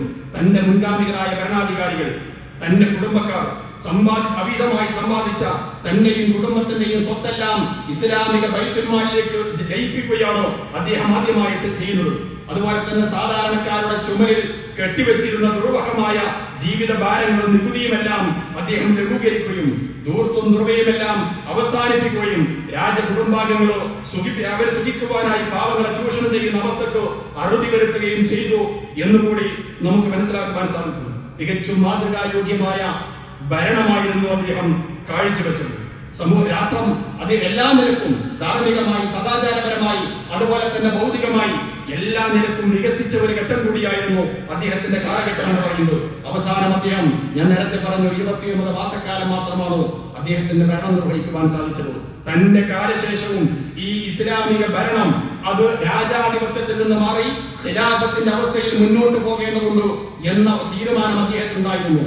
അതിലേക്ക് പടിപടിയായിട്ട് ജനങ്ങളെ നയിക്കുവാൻ, അല്ലെങ്കിൽ തന്നെ ഈ ഭരണകൂടത്തെ നയിക്കുവാൻ വേണ്ടി അദ്ദേഹം ശ്രമിച്ചപ്പോ അത് പലരിലും അസ്വസ്ഥതയുണ്ടാക്കി. അതുകൊണ്ട് തന്നെ ഉമർ ബിൻ അബ്ദുൽ അസീസ് അദ്ദേഹം സാധാരണ മരണമല്ല വരിച്ചത് എന്നും അദ്ദേഹത്തെ വിഷം കൊടുത്ത് കൊല്ലുകയാണ് ചെയ്തത് എന്നുമാണ് ചരിത്രം നമ്മോട് പറയുന്നത്. ആരൊക്കെയോ അദ്ദേഹത്തിന്റെ കാലശേഷം തങ്ങൾക്ക് അധികാരം ലഭിക്കുകയില്ല എന്ന് മനസ്സിലാക്കിയ ചില ആളുകൾ ഇടപെട്ട് അദ്ദേഹത്തിന്റെ വിഷഭക്ഷണത്തിനോ പാനീയത്തിനോ വിഷം നൽകിക്കൊണ്ടോ അദ്ദേഹത്തെ കൊല്ലുകയാണ് ചെയ്തത് എന്നാണ് ചരിത്രം പറയുന്നത്. ഞാൻ അതുമായി ബന്ധപ്പെട്ട കൂടുതൽ കാര്യങ്ങൾ പറയാതെ മുന്നോട്ട് പോവുകയാണ്. പ്രിയമുള്ളവരെ, കാലം ഒരുപാട് മുന്നോട്ട് പോയി. പിന്നെയും ഉമർ രണ്ടാമന്റെ വിയോഗത്തോടു കൂടി വീണ്ടും ഇസ്ലാമിക സമുദായത്തിലോ വ്യതിചലനങ്ങൾ പല രൂപത്തിലോ പ്രത്യക്ഷപ്പെട്ടു. പഴയ അനിസ്ലാമിക സമ്പ്രദായങ്ങൾ തന്നെ രംഗത്ത് വന്നു. രാഷ്ട്രീയ നയകൗശലം, വിശ്വാസ ചൈതന്യത്തെ കീഴടക്കുകയും അങ്ങനെ മുസ്ലിം സമുദായം പല രംഗത്തും ഇസ്ലാമിക ആദർശത്തിൽ നിന്നോ കർമ്മരംഗത്തും വിശ്വാസരംഗത്തും ഒക്കെ പിന്നോട്ട് പോവുകയും ചെയ്യുന്ന അവസ്ഥയുണ്ടായി. അബ്ബാസി ഭരണാധികാരികൾ തങ്ങളുടെ മുൻഗാമികളായിരുന്ന ഉമവി ഭരണാധികാരികളുടെ അതേ നിലപാട്, അല്ലെങ്കിൽ അതിനേക്കാളും വ്യതിചലിച്ച അവസ്ഥയിലൂടെ മുന്നോട്ട് പോവുകയും ചെയ്ത ഘട്ടത്തിലാണോ യഥാർത്ഥത്തിൽ 4 മദ്ഹബിന്റെ ഇമാമുമാർ, 4 മാത്രമല്ല, മദ്ഹബിന്റെ ഇമാമുമാർ പല മദ്ഹബുകളുണ്ട്, പല ഇമാമുമാരുമുണ്ട്. അതിൽ പ്രസിദ്ധര് 4 പേരാണ്. അങ്ങനെയാണ് അറിയപ്പെട്ട 4 മദ്ഹബിന്റെ ഇമാമുമാർ ആ കാലഘട്ടത്തിൽ ഒന്നിനു പിറകെ മറ്റൊന്നായിട്ട് രംഗത്ത് വന്നത്. അവർ യഥാർത്ഥത്തിൽ ആ കാലഘട്ടത്തിൽ നിർവഹിച്ചത് ജനങ്ങൾക്ക് ഇസ്ലാമികമായ ജീവിതം നയിക്കുവാൻ എന്തൊക്കെയാണ് ആവശ്യമായിട്ടുള്ളത് ആ ദൗത്യം അഥവാ ഇസ്ലാമികമായ നിയമത്തെ ഓരോ സമൂഹത്തെയും, വ്യക്തികളെയും, സമൂഹത്തെയും, കുടുംബത്തെയും, സമൂഹത്തെയും, രാഷ്ട്രത്തെയും നയിക്കുവാൻ ഇസ്ലാമികമായ ഏതേത് നിയമങ്ങൾ ഏതൊക്കെ രൂപത്തിലോ ജനങ്ങളെ മനസ്സിലാക്കേണ്ടതുണ്ട് എന്ന് കൃത്യമായിട്ട് അവർ ആലോചിക്കുകയും അതടിസ്ഥാനത്തിൽ ഇസ്ലാമിക നിയമങ്ങളെ ക്രോഡീകരിക്കുകയും ചെയ്യുകയാണ് അവർ ചെയ്തത്.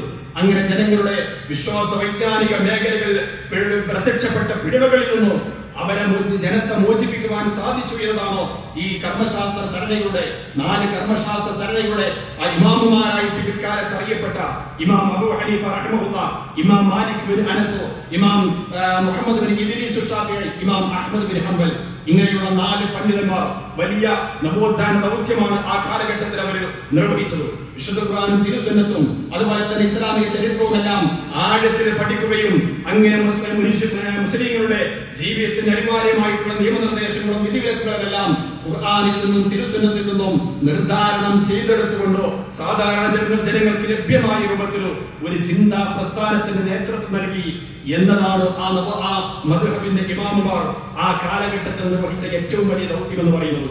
എന്നാൽ അവർ ഇങ്ങനെ ഫിഖ്ഹിന്റെ മസ്അലകളും പറഞ്ഞ് പള്ളിയിൽ ഒതുങ്ങിക്കൂടുന്ന ഒരു നിലപാടായിരുന്നില്ല സ്വീകരിച്ചത്.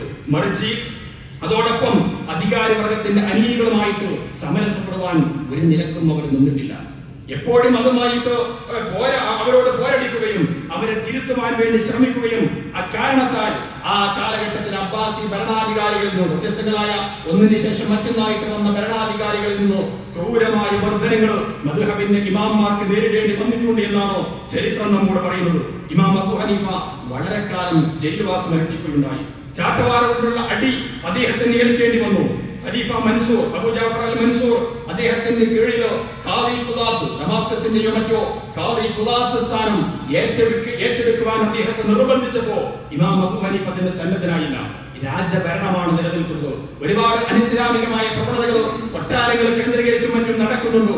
അതുപോലെ തന്നെ രാജകുടുംബങ്ങളിലോ അനിസ്ലാമികമായ രൂപത്തിൽ അല്ലെങ്കിൽ ഹറാമായ രൂപത്തിലും മറ്റുമൊക്കെ പണം അവർ ശേഖരിച്ചിട്ടുണ്ട്. ഇങ്ങനെയുള്ള സംഗതികൾക്കെതിരെ ഞാൻ ഈ ഭരണകൂടത്തിന്റെ ഭാഗമായ ഖാദി ഖുദാത്തായി ചീഫ് ജസ്റ്റിസ് ആയിട്ട് നിലകൊണ്ടാൽ എനിക്കതിനെതിരെ ശബ്ദിക്കുവാൻ സാധിക്കുകയില്ല എന്നതുകൊണ്ടാണ് ഇമാം അബൂ ഹനീഫ ആ ഉത്തരവാദിത്തം ഏറ്റെടുക്കാതിരുന്നത്.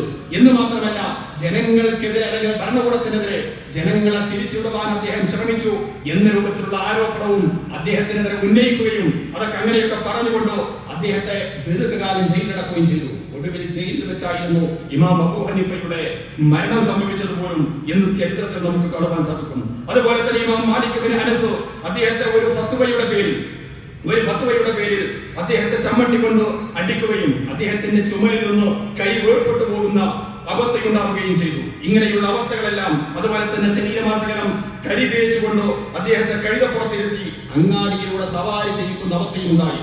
ആ കാലഘട്ടത്തിലെ ഇസ്ലാമിക് നവോത്ഥാന ദൗത്യം ഏറ്റെടുത്ത മഹാപണ്ഡിതന്മാരോട് ഭരണാധികാരികൾ സ്വീകരിച്ച സമീപനം ഇതായിരുന്നു എന്ന് നമ്മൾ മനസ്സിലാക്കേണ്ടതുണ്ട്.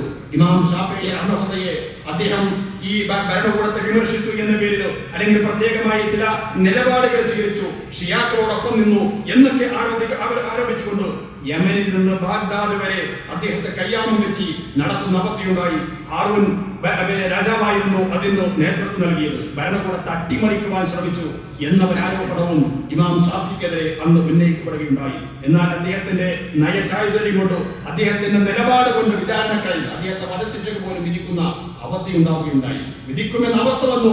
പക്ഷേ അദ്ദേഹത്തിന്റെ വാദിച്ച് ജയിക്കുവാൻ ഞാൻ നിങ്ങൾ പറയുന്നത് പോലെയുള്ള നിലപാടുകൾ സ്വീകരിച്ചിട്ടില്ല എന്ന് പറഞ്ഞ് സ്ഥാപിക്കുവാൻ അദ്ദേഹത്തിന് സാധിച്ചുകൊണ്ടാണോ വധശിക്ഷയിൽ നിന്ന് ഇമാം ഷാഫിഈ റഹ്മത്തുള്ളാഹി രക്ഷപ്പെട്ടത് എന്ന് മനസ്സിലാക്കേണ്ടതുണ്ട്. അതുപോലെ തന്നെ ഇമാം അഹ്മദ് ബിൻ ഹംബലിനാകട്ടെ വിശുദ്ധ ഖുർആൻ സൃഷ്ടിയാണോ, വിശുദ്ധ ഖുർആൻ എന്ന് പറയുന്നത് സൃഷ്ടിയാണോ അതല്ല അള്ളാഹുവിന്റെ കലാമാണോ? വലിയ ഒരു വിവാദം ഒരു കാലഘട്ടത്തിലോ ഇസ്ലാമിക സമൂഹത്തിൽ നിലനിന്ന വിഷയമാണ്. വിശുദ്ധ ഖുർആൻ സൃഷ്ടിയാണെന്ന വാദം ഭരണാധികാരികൾ രാജാക്കന്മാരിൽ പലരും ആ ഒരു നിലപാടാണ് സ്വീകരിച്ചിരുന്നത്. എന്നാൽ ആ നിലപാട് സ്വീകരിക്കുവാൻ സന്നദ്ധമാകാത്ത കാരണത്താൽ മാറി മാറി വന്ന അബ്ബാസി ഭരണാധികാരികളിലെ 3 ഭരണാധികാരികൾ 3 രാജാക്കന്മാരുടെ കാലമത്രയും ജയിലിൽ കിടക്കുകയും ക്രൂരമായ മർദ്ദനത്തിനിരയാവുകയും ചെയ്ത മഹാനായ പണ്ഡിതനാണ് ഇമാം അഹ്മദ് ബിൻ ഹംബൽ.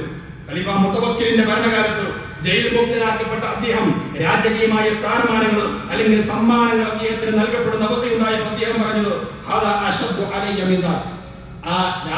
മിൻ ജയിൽവാസത്തേക്കാൾ എനിക്ക് പ്രയാസകരം ആയിട്ടുള്ള കാര്യം ഇതാണ്, രാജാക്കന്മാരുടെ സമ്മാനങ്ങൾ സ്വീകരിക്കുക.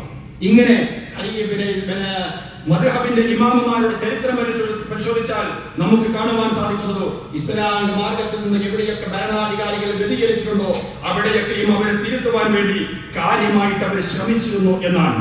അല്പം കൂടി മുന്നോട്ട് പോയാൽ ഇസ്ലാമിക ചരിത്രത്തിൽ നമുക്ക് കാണുവാൻ സാധിക്കുന്ന മറ്റൊരു നവോത്ഥാന നായകനാണ് ഇമാം ഗസാലി, ഹുജ്ജത്തുൽ ഇസ്ലാം അബൂ ഹാമിദ് അൽ ഗസാലി.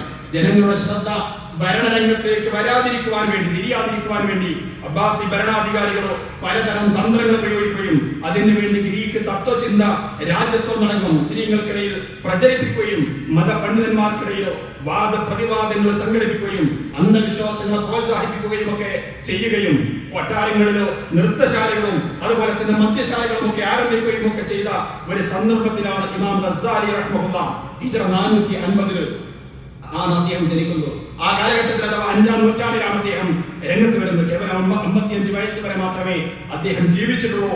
അതിനിടയിൽ വലിയ ഒരു ദൗത്യം അദ്ദേഹത്തിന് നിർവഹിക്കുവാൻ സാധിച്ചു. ഇസ്ലാമിക നവോത്ഥാന മാർഗത്തിൽ വചനശാസ്ത്രത്തിന് അഥവാ ഇൽമുൽ കലാം, ദൈവശാസ്ത്രവുമായി ബന്ധപ്പെട്ട വിഷയത്തിൽ അതിന്റെ മേൽവിലാസത്തിലോ യവന ദർശനങ്ങളോ ഗ്രീക്ക് തത്വചിന്തകളോ മുസ്ലിങ്ങൾക്കിടയിൽ വ്യാപകമായി പ്രചരിച്ച ആ കാരണത്താൽ തന്നെ വിശ്വാസത്തിന്റെ വിഷയത്തിൽ, ആദർശത്തിന്റെ വിഷയത്തിലോ മുസ്ലിങ്ങളുടെ അഖീദ ആകെ പാളിപ്പോവുകയും ചെയ്ത ഒരു ഘട്ടമായിരുന്നു ആ കാലഘട്ടം എന്ന് നമുക്ക് കാണുവാൻ സാധിക്കും. ആ സന്ദർഭത്തിൽ ഷെയ്ഖുൽ ഇസ്ലാം ഈ പറയുന്ന ഹുജ്ജത്തുൽ ഇസ്ലാം അബൂ ഹാമിദ് അൽ ഗസാലി ഈ പറയുന്ന ഗ്രീക്ക് തത്വദർശനങ്ങളെ സംബന്ധിച്ച് വളരെ സൂക്ഷ്മമായിട്ട് പഠിക്കുകയും എന്നിട്ട് അതിന്റെ പൊള്ളത്തരങ്ങൾ ഓരോന്നായിട്ട് വ്യക്തമാക്കുകയും അതിനു വേണ്ടി നിരവധി ഗ്രന്ഥങ്ങൾ രചിക്കുകയും അങ്ങനെ മുസ്ലിങ്ങൾ തൗഹീദിൽ നിന്നോ വിശ്വാസത്തിൽ എവിടെയൊക്കെയാണോ വ്യതിചലിച്ചിട്ടുള്ളതോ അവിടെയൊക്കെ യഥാർത്ഥ വിശ്വാസത്തിലേക്ക് അവരെ തിരിച്ചു കൊണ്ടുവരുവാൻ, യഥാർത്ഥ വിശ്വാസം പുനഃസ്ഥാപിക്കുവാൻ അദ്ദേഹത്തിന് സാധിക്കുകയും ചെയ്തു. അതോടൊപ്പം നമുക്ക് കാണുവാൻ കഴിയും അഖീദാപരവും മദ്ഹബപരവുമായ അനുകരണത്തെ എതിർത്ത പണ്ഡിതൻ കൂടിയാണ് ഈ പറയുന്ന ഹുജ്ജത്തുൽ ഇസ്ലാം അബൂ ഹാമിദ് അൽ ഗസാലി. ഹുജ്ജത്തുൽ ഇസ്ലാം എന്ന ജനങ്ങൾ അദ്ദേഹത്തിന് നൽകിയ വിശേഷണമാണ്. ഇസ്ലാമിന്റെ പ്രമാണം, ന്യായം എന്നാണ് പറഞ്ഞതിനർത്ഥം. അങ്ങനെയുള്ള ഒരു സ്ഥാനപ്പേര് അദ്ദേഹത്തിന് നൽകുമാർ സമുദായത്തിലും മുസ്ലിം സമുദായത്തിനിടയിലോ നവോത്ഥാന ദൗത്യം നിർവഹിക്കുവാൻ അദ്ദേഹത്തിന് ആ കാലഘട്ടത്തിലോ സാധിച്ചിട്ടുണ്ടോ എന്ന് നമ്മൾ മനസ്സിലാക്കേണ്ടതുണ്ട്. അധികാരി വർഗത്തിന് വേണ്ടി അതരസേവ നടത്തിയിരുന്ന മതപുരോഹിതന്മാർ അന്ന് ഈ പറയുന്ന ഹുജ്ജത്തുൽ ഇസ്ലാം അബൂ ഹാമിദ് അൽ ഗസാലിക്കെതിരെ രംഗത്ത് വരികയും അദ്ദേഹത്തെ നിർമ്മതവാദിയായി അല്ലെങ്കിൽ കാഫിറായി വരെ ചിത്രീകരിക്കുന്ന അവസ്ഥയുണ്ടാവുകയും അദ്ദേഹത്തിന്റെ ഗ്രന്ഥങ്ങൾ നിങ്ങൾ വായിക്കരുത് എന്ന് തിട്ടൂര കടക്കുക വരെ ചെയ്തു എന്ന് ചരിത്രം നമ്മോട് പറയുന്നുണ്ട്. എന്ന് പറഞ്ഞാൽ നിങ്ങൾ ഇന്നാലിന്ന ആളുകളുടെ ഗ്രന്ഥങ്ങൾ വായിക്കുകയോ അവരുടെ പ്രഭാഷണങ്ങൾ കേൾക്കുകയോ അവരുടെ പള്ളികളിൽ പോവുകയോ ചെയ്യരുത് എന്ന് ഈ കാലഘട്ടത്തിൽ ചില ആളുകളിൽ നിന്നോ ചില സംഘടനകളിൽ നിന്ന് നമ്മൾ കേൾക്കാറുണ്ടല്ലോ. അതൊക്കെ ഈ പറഞ്ഞ ആ കാലഘട്ടത്തിൽ തന്നെ മതപുരോഹിതന്മാർ ഉണ്ടാക്കിയിരുന്ന നടത്തിയിരുന്ന പ്രോപ്പഗണ്ടകളുടെ തുടർച്ചയാണോ എന്ന് നമ്മൾ മനസ്സിലാക്കേണ്ടതുണ്ട്. എന്ന് മാത്രമല്ല, നേരത്തെ ഞാൻ പറഞ്ഞു, പണ്ഡിതന്മാർക്കിടയിൽ വാദപ്രതിവാദങ്ങൾ സംഘടിപ്പിക്കുക. നമ്മളൊക്കെ ധരിച്ചിട്ടുള്ളത് ഈ കാലഘട്ടത്തിൽ മതസംഘടനകൾ തമ്മിൽ വാദപ്രതിവാദങ്ങൾ നടക്കുമ്പോൾ അതെന്തോ വലിയ അമരസ്വാലിക്കാത്താണ് എന്നാണ്. യഥാർത്ഥത്തിൽ ഇസ്ലാമിക ചരിത്രം പരിശോധിച്ചാൽ വാദപ്രതിവാദങ്ങൾ എന്ന് പറയുന്നത് രാജാക്കന്മാർ അവർക്ക് കണ്ടു രസിക്കുവാനും ആസ്വദിക്കുവാനുമായിട്ട് കൊട്ടാരങ്ങളിൽ ആ കാലഘട്ടത്തിലെ കൊട്ടാര പണ്ഡിതന്മാരെ ഉപയോഗപ്പെടുത്തിക്കൊണ്ട് നടത്തിയിരുന്ന ഒരു അഭ്യാസം മാത്രമായിരുന്നു. അത് യഥാർത്ഥത്തിൽ ഇസ്ലാമികമായ രീതിയല്ല. ഇസ്ലാമികമായ രീതി എന്ന് പറയുന്നത് മാന്യമായ സംവാദങ്ങളാണ്. വാദപ്രതിവാദങ്ങളോ വെല്ലുവിളികളോ ഖണ്ഡന മണ്ഡലങ്ങളോ അല്ല എന്നുകൂടി നമ്മൾ തിരിച്ചറിയേണ്ടതുണ്ട്. ഞാൻ പിന്നെയും മുന്നോട്ട് പോവുകയാണ്. ഇതേ കാലഘട്ടത്തിൽ ഹുജ്ജത്തുൽ ഇസ്ലാം അബൂ ഹാമിദ് അൽ ഗസാലി രംഗത്ത് വന്ന അതേ കാലഘട്ടത്തിൽ അദ്ദേഹം ജനിച്ച് 20 വർഷം കഴിഞ്ഞപ്പോഴാണ് കഴിഞ്ഞ ക്ലാസ്സിൽ നമ്മൾ വിശദമായിട്ട് കേട്ട ഷെയ്ഖ് അബ്ദുൽ ഖാദിർ ജീലാനി രംഗത്ത് വരുന്നത്, അല്ലെങ്കിൽ അദ്ദേഹം ജനിക്കുന്നത്. പിന്നീട് ഏതാണ്ട് 100 വർഷത്തോളം അദ്ദേഹം ജീവിച്ചു. വിശ്വാസികളെ ഈ ശരീഅത്ത് വേണ്ടതില്ല എന്ന രൂപത്തിൽ നിലപാട് സ്വീകരിക്കുകയും എന്നിട്ട് സൂഫിസവും അങ്ങനെയുള്ള പല തെറ്റായ രീതികളും ഇസ്ലാമിലേക്ക് കടന്നു വരികയും ചെയ്ത ഒരു ഘട്ടത്തിലോ അഖീദയിലും മറ്റുമൊക്കെ യഥാർത്ഥ അതിന്റെ തനിമയിലേക്ക് അവരെ ജനങ്ങളെ തിരിച്ചു കൊണ്ടുവരുവാൻ ശ്രമിച്ച മഹാനായ നവോത്ഥാന നായകനാണ് ഷെയ്ഖ് അബ്ദുൽ ഖാദിർ ജീലാനി. പിന്നീട് നമുക്ക് ഇസ്ലാമിക ചരിത്രത്തിൽ കാണുവാൻ സാധിക്കുന്നു, ഹിജ്റ 661 ഹർറാനിൽ ജനിച്ച മഹാനായ പണ്ഡിതൻ ഷെയ്ഖുൽ ഇസ്ലാം ഇബ്നു തൈമിയ്യ റഹിമഹുള്ളയാണ്. ഷെയ്ഖുൽ ഇസ്ലാം ഇബ്നു തൈമിയ്യ റഹിമഹുള്ള നേരത്തെ ഹുജ്ജത്തുൽ ഇസ്ലാം എന്ന് ഇമാം ഗസാലിയെ സംബന്ധിച്ച് പറഞ്ഞതുപോലെ ജനങ്ങൾ ഇബ്നു തൈമിയ്യ അഹ്മദ് ഇബ്നു തൈമിയ്യ റഹിമഹുള്ളക്ക് നൽകിയ വിശേഷണമാണ് ഷെയ്ഖുൽ ഇസ്ലാം, ഇസ്ലാമിന്റെ ഷെയ്ഖ് എന്ന പേര്. അത്രത്തോളം അദ്ദേഹം പാണ്ഡിത്യ രംഗത്ത് അതുപോലെ തന്നെ പ്രവർത്തന രംഗത്തൊക്കെ മികച്ചു നിന്നു എന്നാണ് നമ്മൾ മനസ്സിലാക്കേണ്ടത്. ഒരു യുദ്ധത്തിന് ശേഷം ഇസ്ലാമിക ലോകം അഭിമുഖീകരിച്ച കടുത്ത ഭീഷണിയായിരുന്നു താർത്താരികളുടെ, മംഗോളിയരുടെ ഇസ്ലാമിക രാഷ്ട്രങ്ങളിലേക്ക് അവർ കടന്നു കയറി ഇസ്ലാമിക രാഷ്ട്രങ്ങളെ ചവച്ചരച്ചത്. സ്വാഭാവികമായിട്ടും ആ ഒരു അവസ്ഥ നീണ്ടുപോയപ്പോ മുസ്ലിങ്ങള് അധമരായ ഒരു വിഭാഗമായിട്ട് മാറുന്ന ഭീമമായ പരാജയം അഭിമുഖീകരിക്കേണ്ടി വന്ന ഒരു ഘട്ടത്തിലോ അവരുടെ വിശ്വാസാദർശ മേഖലകളിലോ വളരെ വലിയ പിന്നാക്കം പോക്ക് ആ കാലഘട്ടത്തിൽ ഉണ്ടായി. അതിന് ഫലമായിട്ടോ ഇസ്ലാമിക സമൂഹത്തിൽ നുഴഞ്ഞുകയറിയ ജാഹിലിയത്തിലേക്ക്, അന്ധവിശ്വാസങ്ങൾക്ക്, ശിർക്ക് ബിദ്അത്തുകൾക്ക് കയ്യും കണക്കുമില്ലായിരുന്നു. അങ്ങനെയുള്ള ഏറെ പ്രതിസന്ധികൾ നിറഞ്ഞ ഒരു ഘട്ടത്തിലാണ് ഷെയ്ഖുൽ ഇസ്ലാം ഇബ്നു തൈമിയ്യ രംഗത്ത് വരുന്നത്.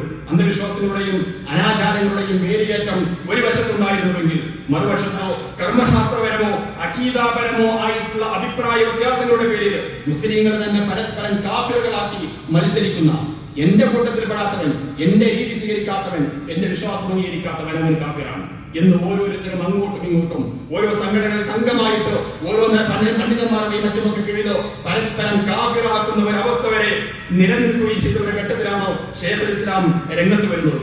ഓരോ മദ്ഹബും ഓരോ സ്വതന്ത്രമായ ദീനായിട്ട് മാറിയ അവസ്ഥയിൽ തന്റെ മദ്ഹബിൽ നിന്ന് പുറത്തുപോയ ആളുകളെ അല്ലെങ്കിൽ മറ്റു മദ്ഹബ് സ്വീകരിച്ച ആളുകളെ എന്തെങ്കിലുമൊക്കെ മസ്അലയുടെ പേര് പറഞ്ഞുകൊണ്ടോ പരസ്യമായിട്ട് പരിഹസിക്കുകയും കളിയാക്കുകയും ഒക്കെ ചെയ്യുകയും ചെയ്തിരുന്ന ഒരവസ്ഥ ആ കാലഘട്ടത്തിൽ നിലനിന്നിരുന്നു. സുന്നത്തുകളുടെ സ്ഥാനത്ത് ബിദ്അത്തുകളാണ് കൃത്യമായി അന്ന് നിലനിന്നിരുന്നത്. ബിദ്അത്തുകൾ കാരണമായിട്ട് സുന്നത്തുകൾ കാണുവാൻ കഴിയാത്ത ഒരവസ്ഥ, വിശ്വാസപരമായിട്ട് പല രൂപത്തിലുള്ള വ്യതിചലനങ്ങളൊന്നും നിലനിന്നിരുന്നു. ഈ ഘട്ടത്തിൽ രംഗത്ത് വന്ന ഷെയ്ഖുൽ ഇസ്ലാം ഇബ്നു തൈമിയ്യ സമുദായ സമുദ്ധാരണത്തിന് അങ്ങേയറ്റത്തെ പരിശ്രമമാണ് നടത്തിയത്. സത്യം തുറന്നു പറയുവാൻ ഒരാളെയും പേടിച്ചിരുന്നില്ല എന്നതായിരുന്നു അദ്ദേഹത്തിന്റെ ഏറ്റവും വലിയ സവിശേഷത എന്നാണ് പണ്ഡിതന്മാർ രേഖപ്പെടുത്തിയത്. താർത്താരി ഭരണാധികാരികളിൽ നിന്നോ ഒരുപാട് പരീക്ഷണങ്ങൾ ഈ കാരണത്താൽ ഷെയ്ഖുൽ ഇസ്ലാം ഇബ്നു തൈമിയ്യക്ക് നേരിടേണ്ടി വന്നിട്ടുമുണ്ട്. എന്ന് പറഞ്ഞാൽ സത്യം അവരുടെ മുമ്പിൽ അദ്ദേഹം തുറന്നു പറഞ്ഞു. ഭരണാധികാരികളെ വിമർശിച്ചു. ഈ പറയുന്ന ഇസ്ലാമിക ലോകത്ത് അധിനിവേശം നടത്തിയ ഭരണാധികാരികൾക്കെതിരെ സായുധ പോരാട്ടത്തിന് വരെ ശൈഖുൽ ഇസ്ലാം ഇബ്നു തൈമിയ ആഹ്വാനം ചെയ്തു. ആ കാരണത്താൽ അദ്ദേഹം ജയിലിലാക്കപ്പെട്ടു. അതുപോലെ തന്നെ പുരോഹിതന്മാരുടെ, കൊട്ടാര പുരോഹിതന്മാരുടെയും മറ്റുമൊക്കെ കുഫ്ർ ഫത്വകളുടെയും ഇദ്ദേഹം കുഴപ്പക്കാരനാണോ എന്ന രൂപത്തിലുള്ള വർത്തമാനങ്ങളുടെയും അത് ഭരണാധികാരികളുടെ ചവിട്ടിലെത്തിയപ്പോ ഭരണാധികാരികളെ സ്വാധീനിച്ചുകൊണ്ടോ പുരോഹിതന്മാരും ഇദ്ദേഹത്തെ ജയിലിലടക്കുവാൻ പരിശ്രമിച്ചു എന്നാണ് അദ്ദേഹത്തിന്റെ ചരിത്രം വായിക്കുമ്പോൾ നമുക്ക് മനസ്സിലാക്കുവാൻ സാധിക്കുക. അതേസമയം ഏറെ ലോകത്ത് തെറ്റിദ്ധരിക്കപ്പെട്ട, ഒരുപക്ഷെ ഏറ്റവും കൂടുതൽ തെറ്റിദ്ധരിക്കപ്പെട്ട നവോത്ഥാന നായകൻ മുജദ്ദിദ് കൂടിയാണ് ശൈഖുൽ ഇസ്ലാം ഇബ്നു തൈമിയ എന്ന് പറയുന്നത്. അതിന് ഈ പറയുന്ന കാരണങ്ങളെല്ലാം ഉണ്ടായിരുന്നു എന്ന് മാത്രമല്ല, വിശ്വാസാദർശ രംഗത്തോ കർമ്മരംഗത്ത് മുസ്ലിങ്ങളെ തൗഹീദിൽ നിന്ന് വ്യതിചലിച്ചു പോയപ്പോ, ശിർക്ക് ബിദ്അത്തുകൾ അവരുടെ ജീവിതത്തിൽ ഉണ്ടായപ്പോ അതിനെതിരായ ശക്തമായ നിലപാട് ശൈഖുൽ ഇസ്ലാം ഇബ്നു തൈമിയ സ്വീകരിച്ചു എന്നതും അദ്ദേഹത്തെ ആളുകളെ തെറ്റിദ്ധരിപ്പിക്കുവാൻ, അത് ഇഷ്ടപ്പെടാത്ത ആളുകൾ തെറ്റിദ്ധരിപ്പിക്കുവാൻ കാരണമായിട്ടുണ്ട്. വിശുദ്ധ ഖുർആനിലും തിരുസുന്നത്തിലും അദ്ദേഹം നേടിയെടുത്ത വിൽപ്പത്തി എന്ന് പറയുന്നത് അത്യപൂർവമായി ചിലർക്ക് മാത്രം സാധിക്കുന്ന ഒന്നായിരുന്നു. അത്ഭുതകരമായ വൈജ്ഞാനികമായ അടിത്തറ അദ്ദേഹത്തിനുണ്ടായിരുന്നു. എത്രത്തോളം എന്ന് ചോദിച്ചാൽ ആ കാലഘട്ടത്തിലെ പ്രസിദ്ധമായ ഒരു സംസാരം, കുല്ലു ഹദീസിൻ ലാ യഅരിഫു ഇബ്നു തൈമിയ്യത ഫലൈസ ബിഹദീസിൻ. ഇബ്നു തൈമിയ്യക്ക് അറിയാത്ത ഹദീസ് ഹദീസല്ല, ഇബ്നു തൈമിയ്യക്ക് അറിയാത്ത ഹദീസ് ഹദീസല്ല എന്ന ഒരു ചൊല്ല് പോലും ആ കാലഘട്ടത്തിൽ ഉണ്ടായിരുന്നു. അതുകൊണ്ട് തന്നെ അറിവുള്ള നീതിമാന്മാരായ അദ്ദേഹത്തിന്റെ കാലത്തിന് ശേഷം വന്ന പണ്ഡിതന്മാർ അദ്ദേഹത്തെ വിശേഷിപ്പിക്കുന്നത് മുജ്തഹിദ് മുത്ലഖ് എന്നാണ്. മുജ്തഹിദ് മുത്ലഖ് അഥവാ സ്വതന്ത്രമായിട്ട് ഇസ്ലാമിക പ്രമാണങ്ങളിൽ നിന്ന് നിയമനിർദ്ധാരണം നടത്തുവാൻ, ഗവേഷണം നടത്തി നിയമം കണ്ടെത്തുവാൻ സ്വാതന്ത്ര്യമുള്ള അല്ലെങ്കിൽ അതിന് അധികാരമുള്ള കഴിവും യോഗ്യതയുമുള്ള പണ്ഡിതൻ എന്നതാണ് മുജ്തഹിദ് മുത്ലഖ് എന്ന് പറയുമ്പോൾ അർത്ഥമാക്കുന്നത്. ഒരുവിധം പണ്ഡിതന്മാരെല്ലാവരും അദ്ദേഹത്തെ അനുകൂലിക്കുകയാണ് ചെയ്തത് എന്ന് മാത്രമല്ല, നേരത്തെ ഇമാം ഗസാലിയെ സംബന്ധിച്ച് പറഞ്ഞതുപോലെ ഗ്രീക്ക് തത്വചിന്തകളെ ഇദ്ദേഹം ശക്തമായിട്ട് അഭിമുഖീകരിച്ചു. ഇമാം ഗസാലി അഭിമുഖീകരിച്ചതിനേക്കാളും നല്ല രൂപത്തിൽ ഗ്രീക്ക് തത്വചിന്തകളുടെ അപകടം ചൂണ്ടിക്കാണിക്കുവാൻ ശൈഖുൽ ഇസ്ലാം ഇബ്നു തൈമിയ്യക്ക് സാധിച്ചു എന്നാണ് അദ്ദേഹത്തിന്റെ ചരിത്രം നമ്മോട് പറയുന്നത്. അരിസ്റ്റോട്ടലിന്റെ ചിന്താഗതികൾ മുസ്ലിം സമുദായത്തിന് അകത്തടക്കം പ്രചരിച്ച ഒരു ഘട്ടത്തിൽ അതിന്റെ ഇസ്ലാമിക വിരുദ്ധത, തൗഹീദി വിരുദ്ധത ചൂണ്ടിക്കാണിക്കുവാനും ശൈഖുൽ ഇസ്ലാം ഇബ്നു തൈമിയ്യക്ക് അന്ന് കഴിയുകയുണ്ടായി. ഇസ്ലാമിക സമൂഹത്തിനകത്ത് നുഴഞ്ഞു കയറിയ ശിർക്ക് ബിദ്അത്തുകൾക്കെതിരെ അദ്ദേഹം സന്ധിയില്ല സമരം നയിച്ചത് അദ്ദേഹം തെറ്റിദ്ധരിപ്പിക്കപ്പെടുവാൻ മറ്റൊരു കാരണമായിരുന്നു. അത് അദ്ദേഹത്തിന്റെ പ്രവർത്തനം തെറ്റായതുകൊണ്ടല്ല, അത് ഇഷ്ടപ്പെടാത്ത ആളുകൾ അദ്ദേഹത്തെ തെറ്റിദ്ധരിപ്പിക്കുകയായിരുന്നു.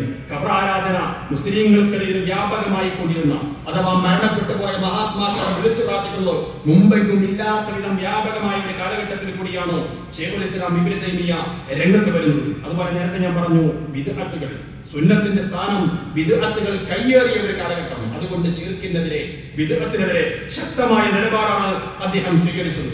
അദ്ദേഹം ഈ മരണപ്പെട്ടു പോയ മഹാത്മാക്കളെ വിളിച്ചു പ്രാർത്ഥിക്കുന്ന, അവരോട് സഹായം നേടുന്ന, ഇസ്തിഹാസ നടത്തുന്നതിനൊക്കെ വളരെ കൃത്യമായ കണിശമായ രൂപത്തിൽ ചർച്ച ചെയ്യുകയും അത് തെറ്റാണ്, തൗഹീദ് വിരുദ്ധമാണ്, ശിർക്കാണ് എന്ന് തുറന്നു പറയുകയും ചെയ്തു. നമ്മുടെയൊക്കെ നാട്ടിൽ ഇപ്പോഴും പരമ്പരാഗതമായ നിലപാട് സ്വീകരിക്കുന്ന ആളുകൾ പലപ്പോഴും പറയാറുള്ള, ചോദിക്കാറുള്ള ചോദ്യമുണ്ട്, ശൈഖുൽ ഇസ്ലാം ഇബ്നു തൈമിയ്യക്ക് മുമ്പ് ഏതെങ്കിലും പണ്ഡിതന്മാർ ഇസ്തിഹാസ ശിർക്കാണ് എന്ന് പറഞ്ഞിട്ടുണ്ടോ എന്ന്. അതേ പദപ്രയോഗമില്ല എങ്കിലും സമാനമായ വിശദീകരണങ്ങളോ പല പണ്ഡിതന്മാരും നടത്തിയിട്ടുണ്ടോ, കൂടുതലായിട്ട് നടത്തിയിട്ടില്ല എങ്കിൽ അത് ശൈഖുൽ ഇസ്ലാം പുതുതായിട്ടുള്ള ഒരു ആശയം നിർമ്മിച്ച് എന്നല്ല അതിൽ നമ്മൾ മനസ്സിലാക്കേണ്ടത്. അദ്ദേഹത്തിന്റെ കാലഘട്ടത്തെ പോലെ മരണപ്പെട്ടു പോയ മഹാത്മാക്കളെ വിളിച്ചു തൊടുന്ന ഒരു നിലപാട് പൂർവ്വകാലങ്ങളിൽ ഇല്ലായിരുന്നു. അതുകൊണ്ടാണ് ആ കാലഘട്ടത്തിലെ പണ്ഡിതന്മാർ അത്തരം വിഷയങ്ങളെ കാര്യമായിട്ട് അഡ്രസ് ചെയ്യാതിരുന്നത് എന്നുകൂടി നമ്മൾ തിരിച്ചറിയേണ്ടതുണ്ട്. അതുപോലെ തന്നെ താർത്താരികളുടെ അക്രമവാഴ്ചക്കെതിരെ അദ്ദേഹം ജിഹാദിന് ആഹ്വാനം ചെയ്ത വിഷയം ഞാൻ പറഞ്ഞു. അതുകൊണ്ട് തന്നെ ആ കാരണത്താൽ തന്നെ നിരവധി തവണ അദ്ദേഹത്തിന്റെ ജയിൽവാസം അനുഷ്ഠിക്കേണ്ടി വന്നു. അദ്ദേഹം ജയിലിൽ വെച്ചാണ് അവസാനം മരണപ്പെട്ടു പോയത് പോലും. ജയിൽവാസം ദീർഘകാലം അനുഷ്ഠിച്ചു, ജയിലിൽ വെച്ചാണ് അദ്ദേഹം മരണപ്പെട്ടത്. ഇതൊക്കെയാണെങ്കിലും അദ്ദേഹത്തെ പല ആളുകളും തെറ്റിദ്ധരിക്കുകയും തെറ്റിദ്ധരിപ്പിക്കുകയും അതുപോലെ തന്നെ അദ്ദേഹത്തിന്റെ പേര് കേൾക്കുമ്പോൾ ലഅനത്തുല്ലാഹി അലൈഹി എന്ന് പറഞ്ഞുകൊണ്ട് ലഅനത്ത് ചൊല്ലുന്ന ക്രൂരമായ അവസ്ഥയിൽ അദ്ദേഹത്തെ അവഹേളിക്കുന്ന അവസ്ഥയിൽ നമ്മുടെയൊക്കെ നാട്ടിൽ കാണുവാൻ സാധിക്കും. അതേസമയം വിവേകമതികളായ പണ്ഡിതന്മാർ അന്നും ഇന്നും അദ്ദേഹത്തോടൊപ്പം നിൽക്കുകയും അദ്ദേഹത്തിന്റെ സേവനത്തെ പ്രത്യേകമായിട്ട് എടുത്തു പറയുകയും പ്രശംസിക്കുകയുമാണ് ചെയ്തിട്ടുള്ളത് എന്ന് കാണുവാൻ സാധിക്കും. അദ്ദേഹത്തിന്റെ തന്നെ ശിഷ്യന്മാരുടെ കൂട്ടത്തിൽപ്പെട്ട ഇസ്ലാമിക ലോകത്ത് അറിയപ്പെട്ട ഒരു പണ്ഡിതനാണ് ഇമാം ദഹബി റഹിമഹുല്ലാഹ്. അദ്ദേഹം പറയുന്നുണ്ടോ ഫലു ഹലഫ്തു ബൈന റുക്നി വൽ മഖാം ലാ ഹലഫ്തു ഇന്നി മാ റഅയ്തു ബിഐനയ്യ മിത്ലഹു. റുക്നുൽ യമാനിക്കും അതുപോലെ തന്നെ മഖാം ഇബ്രാഹിമിനും ഇടയിൽ വെച്ച് ഞാൻ സത്യം ചെയ്യുകയാണെങ്കിൽ ഞാൻ പറയുക ഇങ്ങനെയായിരിക്കും, ഇന്നി മാ റഅയ്തു ബിഐനയ്യ മിത്ലഹു. ശൈഖുൽ ഇസ്ലാം ഇബ്നു തൈമിയ്യയെ പോലെ ഒരു പണ്ഡിതനെയും അത്രയും ഉജ്ജ്വലനായ ഒരു വ്യക്തിത്വത്തെയും ഞാൻ വേറെ കണ്ടിട്ടില്ല. വലാ വല്ലാഹി മാ റആഹു മിസ്ല നഫ്സി. അല്ലാഹുവാണ് സത്യം, അദ്ദേഹം തന്നെയും അദ്ദേഹത്തെ പോലെയുള്ള ഒരു വ്യക്തിത്വത്തെ കണ്ടിരിക്കുവാൻ സാധ്യതയില്ല എന്ന്. അതുപോലെ തന്നെ നമുക്ക് കാണാം ഇമാം ഇബ്നുൽ വർദി അദ്ദേഹം പറയുന്നുണ്ടോ തന്റെ കാലത്തെ പണ്ഡിത ലോകം ഒരു ഗോളമാണ് എങ്കിൽ, തന്റെ കാലഘട്ടത്തിലെ പണ്ഡിത ലോകം ഒരു ഗോളമാണ് എങ്കിൽ ആ ഗോളത്തിന്റെ അച്ചുതണ്ടു ശൈഖുൽ ഇസ്ലാം ഇബ്നു തൈമിയ്യ ആയിരുന്നു.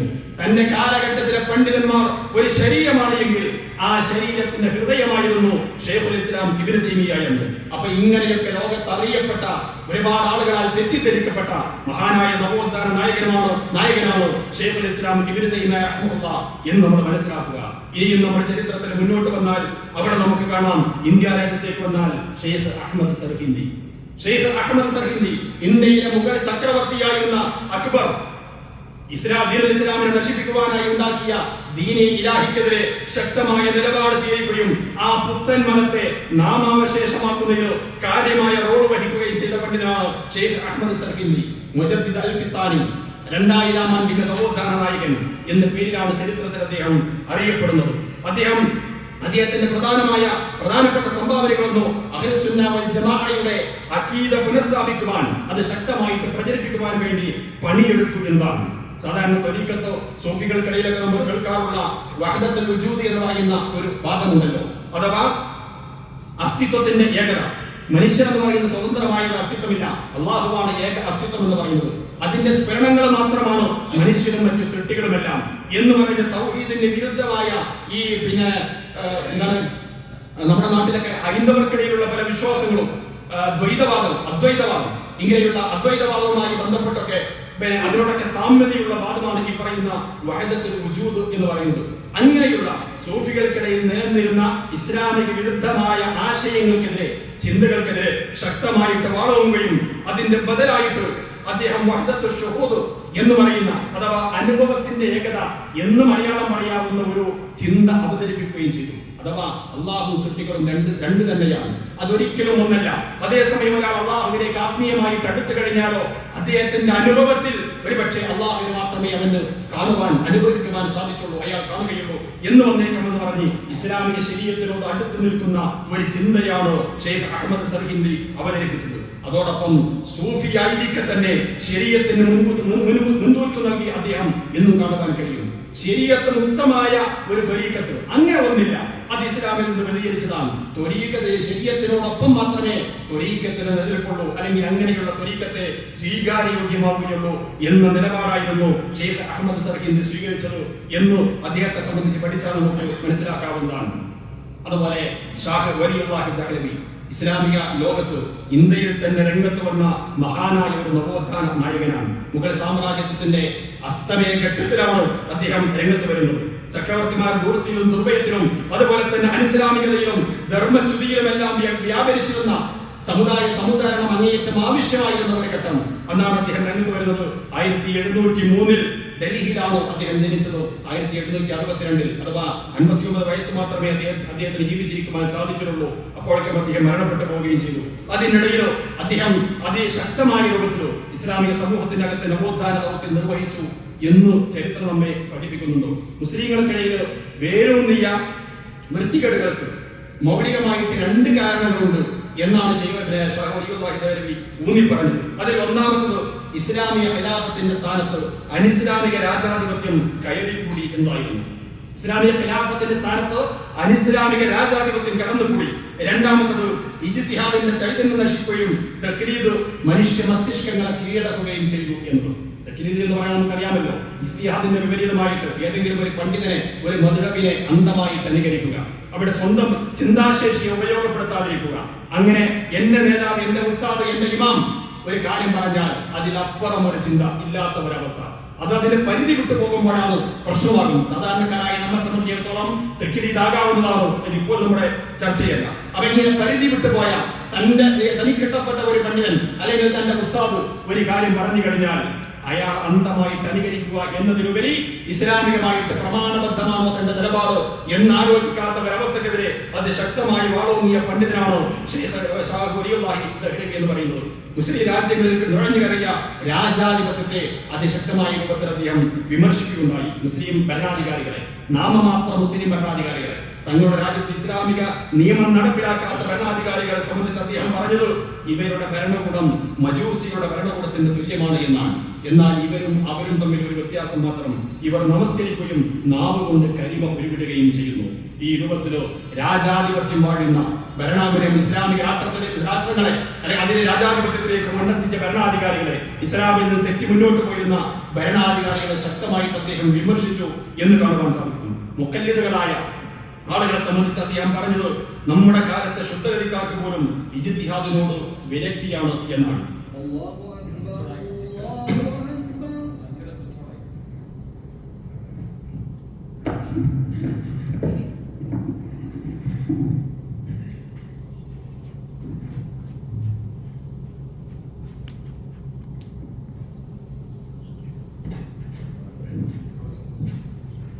പറഞ്ഞു വന്നത് ഷാഹു വലിയുല്ലാഹി ദഹ്ലവി അദ്ദേഹം മുഖല്ലിദുകളായ ആളുകളെ സംബന്ധിച്ച് പറഞ്ഞതാണ്.